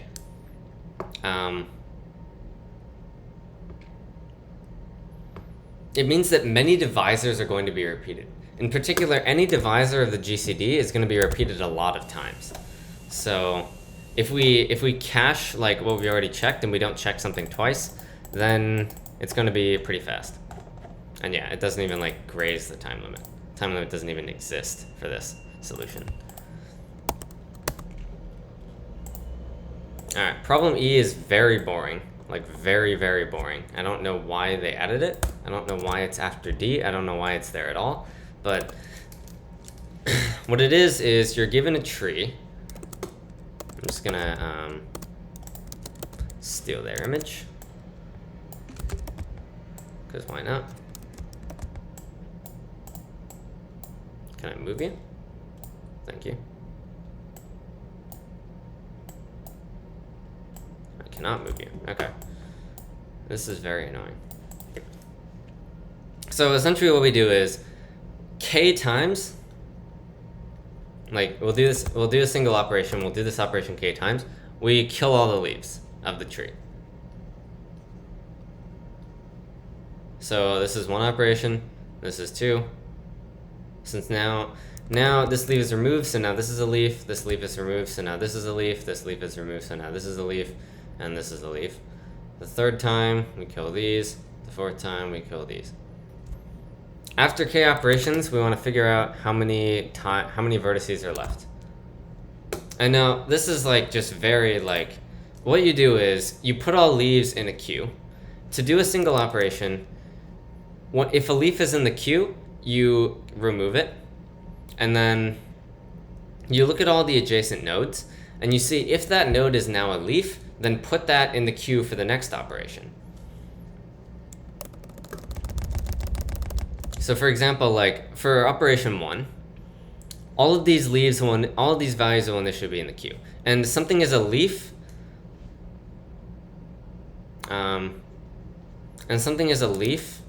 if its degree is less than or equal to 1. And the degree is just the number of nodes that are adjacent to it. So it's the number of edges, the number of like incident edges. So the degree of this is like 4 because it has 4 edges, and the degree of this is 1, and the degree of this is 3. And the degree of this is 2. So in the case of a leaf, it means the degree has to be less than or equal to 1. Because if it's adjacent to at least 2 things, then it has like things on both sides of it, and that means this can't be a leaf. What the hell was that? It just selected everything. So we can check if something's a leaf easily by just checking if its degree is less than or equal to 1. And note that if we have a single node, its degree will be 0. And in the case of something like this, be careful that you don't add something to the queue twice. So the way this algorithm works is you put the leaves in a queue. One by one, you remove them. We say we remove this. Now we decrease the degree of this one because now this is gone. And now this has degree 1, so it's a leaf. We remove this, we decrease the degree of this one. It still has degree 2. So now we remove this one, and now it's degree 1, so we can put it as a leaf. We remove this one, decrease the degree of this. We remove this one, decrease the degree of that. Now it's a leaf. We remove this one, decrease the degree of this. We remove this one, decrease the degree of that. Now it's a leaf. Now we do it again. Operation 2. We remove the leaves once again. We remove this one, decrease the degree of this. Now it's a leaf. We remove this one, decrease the degree of this. We remove this one, decrease the degree of this. It's never a leaf, so we never put it in the queue. We remove this one. Now this is a leaf. We do it again. This is a leaf. We remove it.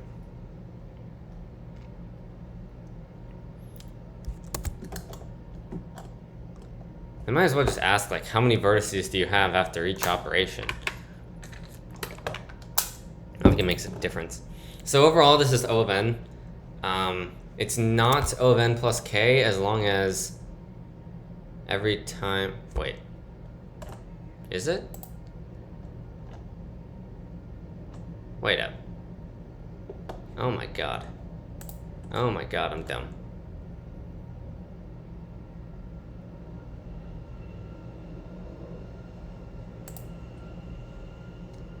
Crap.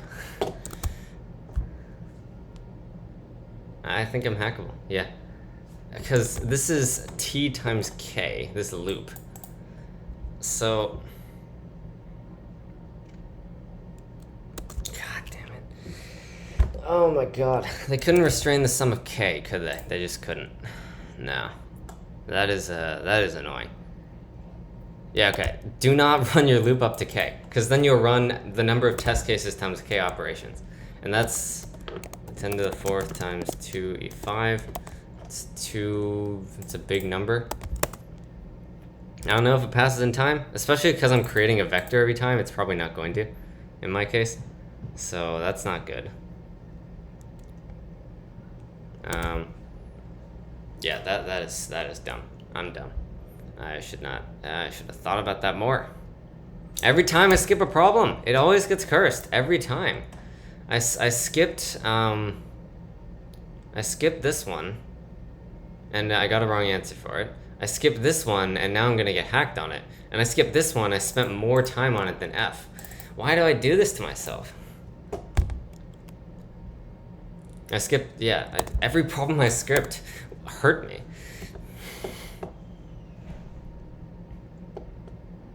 Anyway, regardless of that, the one thing to watch out for is make sure you don't add a node to the queue twice. Like for example, in this case, you would remove these two, and this is technically a leaf now because it has degree 1, and it's still a leaf after you remove this. So just like make like a marker for each node to make sure that you don't put a node in the queue twice.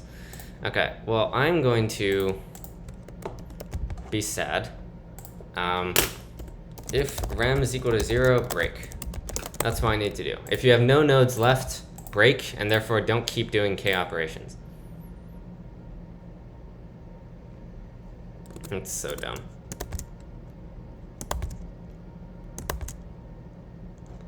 Okay.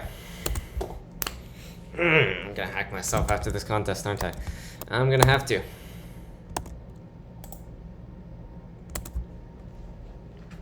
Okay, F is a stupid problem.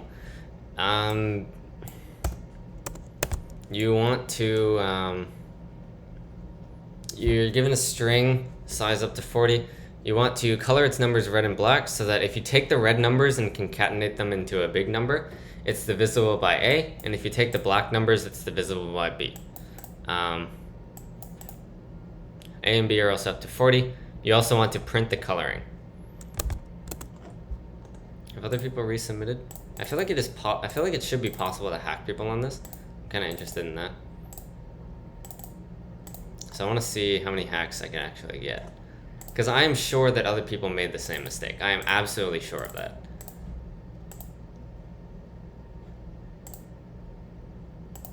That's just so dumb. Okay, so dumb. So dumb. That's going to cost me so much penalty. It's going to drop me down to like here, this range. That is dumb. How much does that cost me? So 20,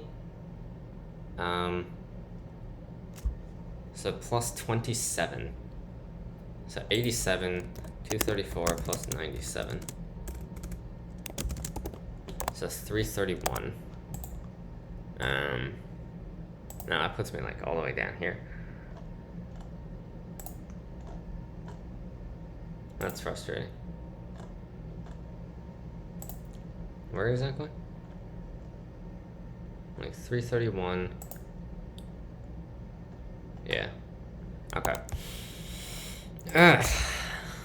Maybe it won't be hacked. I don't know. Maybe it's there's like a very, very small chance that it's not hackable, but it's incredibly small. So I doubt my place is gonna last. God, why do they have such bad tests on these? There's no way it runs in 400 milliseconds. There's no way that test was covered. Anyway, back to this problem. That's the statement. The answer is DP, pretty much. You make a 4-dimensional DP. DP of... If you're not familiar with DP, this is not a good intro problem. So become familiar with DP. I have a stream on it. There are tons of resources on the internet, etc. But if you are familiar with DP, this is what you can do. You can do a 4-dimensional DP, saying DP of the index, the number of red you've taken. Note that the number of black is just... I'm using the weird colors here. Let me not use red for that. So the number of black is just I minus the number of red, because everything that's not black is red. So you don't need to store both. You only need to store the number of red. Then the number of red, and note that again, divisibility by A is just saying that the value mod A is 0. So you're interested in the red number modulo A, and the red number modulo A, and the black modulo B. When you take a number,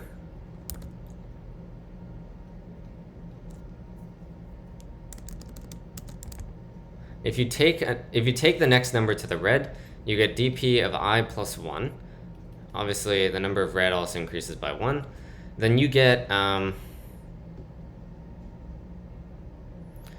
what happens is the rest of the number shifts by, the rest of the number like shifts by 10 because like you're adding an extra digit on it. So you get 10 times the previous state of red mod A plus the new digit, whatever that is, S of I, or S of I minus 1, depending on how you index. And then all of that, still mod A, because you have to do that. And then you get the same value of black mod B. And then the transition for black is very similar, except this just goes up, this just doesn't go up, and this changes instead of this one. So that's how this works.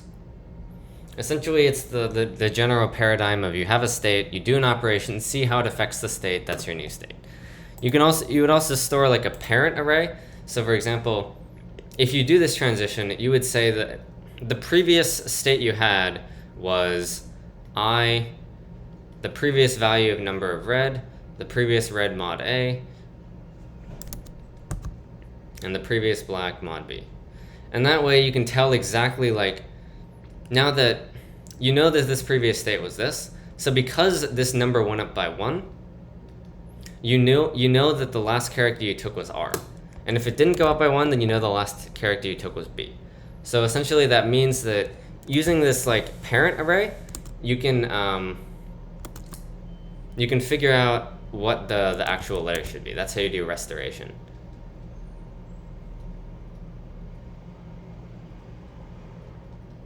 So the parent is the previous state. I don't understand why you default to this.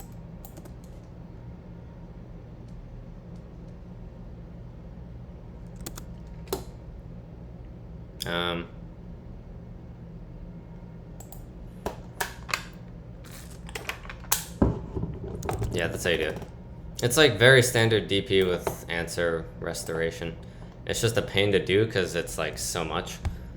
But if you're comfortable with DP, it's actually not that bad. You stick with the paradigm of here's your current state, do an operation, this is what it does to the state, so now you have a new state and see how that affects the new state. 4 loops, 4 dimensions. You guys got this, I trust you. Last problem, G. I'm sad about this one. Yeah, sad. You have a sequence of parentheses and squares.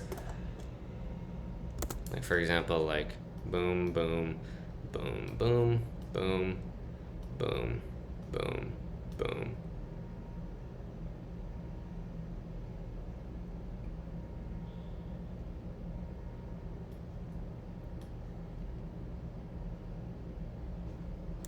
Boom, boom, boom, boom. That works, I guess. Yeah, what you can do is, for free, you can flip the direction of any of the parentheses. So for example, I can flip this for free, I can flip this for free, and I can do all that for free. And for a cost of 1, I can change a square bracket to a round bracket. I cannot do the other way around, only squared around. What you want to do is you want to make the sequence balanced so that like every square bracket can match with another square bracket and every round bracket can match with another round bracket. And you don't get something like this is an illegal pattern. In the statement, they formally define what balanced is, I think. Yeah. But like essentially, this is an invalid balance. So as it turns out,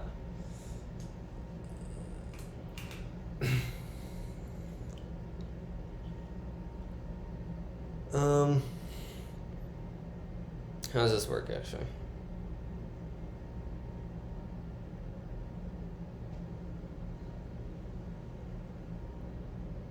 This is valid because of something.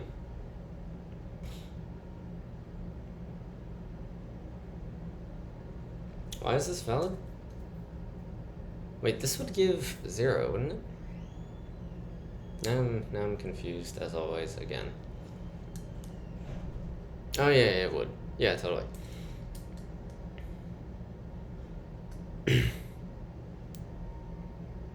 So essentially what you want to do is, for each square bracket, we're going to try to pair it to another square bracket. For example, we compare these two, we compare these two, and we compare these two.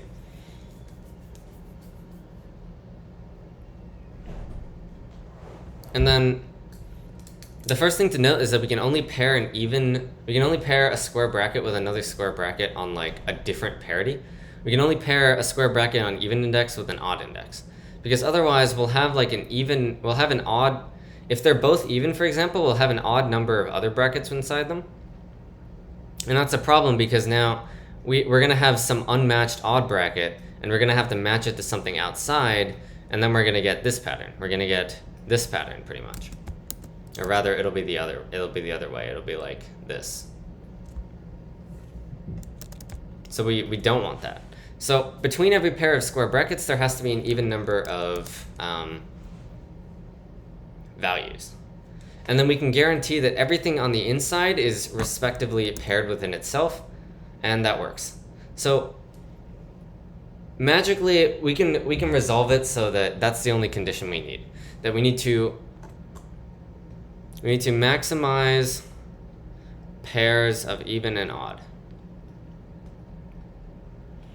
Admittedly, I don't have like a solid proof that if every square bracket on like an even index is paired with an odd, then there's always a way to make it work.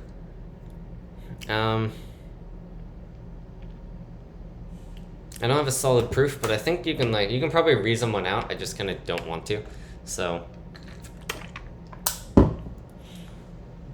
but the part of this is, if you can maximize these pairs, then that's the best you can do. So how many pairs can you have? Well, it turns out, because you're just pairing even and odd together, the amount of pairs is just the minimum of even and odd.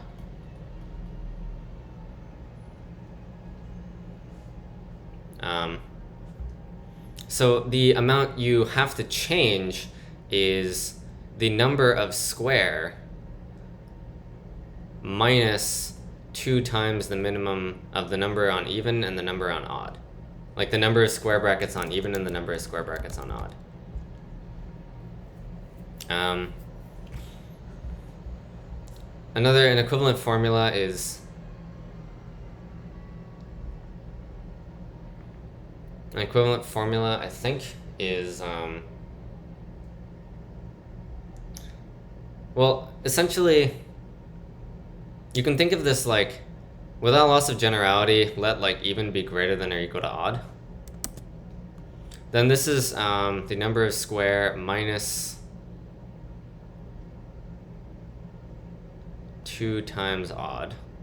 And so we'd think of one of these like the number of square minus odd, and so we get even minus odd. And so you can think of it like it's the absolute value of even minus odd. That's the formula I used. I'm just showing how these two formulas are equivalent. And if even is less than odd, then like this will just be flipped. You'll end up with odd minus even. So it's really just the absolute value. So the answer for a query is the absolute value of even minus odd. It's the number of unpaired brackets, essentially.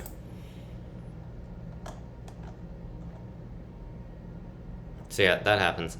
I can still end off this video having tied an LGM, but I'm pretty sure I'm going to be hackable on this problem, which is really unfortunate. So I guess we'll see how that goes. At least I did resubmit. So if I do get hacked, I will have this safety net. Let's see how it goes though. Yeah, overall, I don't know. Some of the problems were okay. G was kind of interesting to think about. It tripped me up a lot. F was not. E was not. D2 was like moderately interesting. The time limit was like close enough for it to be annoying. Because like this could reasonably pass if you optimize it well enough. I'm pretty sure. But I think this is guaranteed to pass. It's just kind of like, I don't know. They could have done the time limits better, I think. C, the rest of them are standard. I guess the most interesting was G, which is what you kind of expect.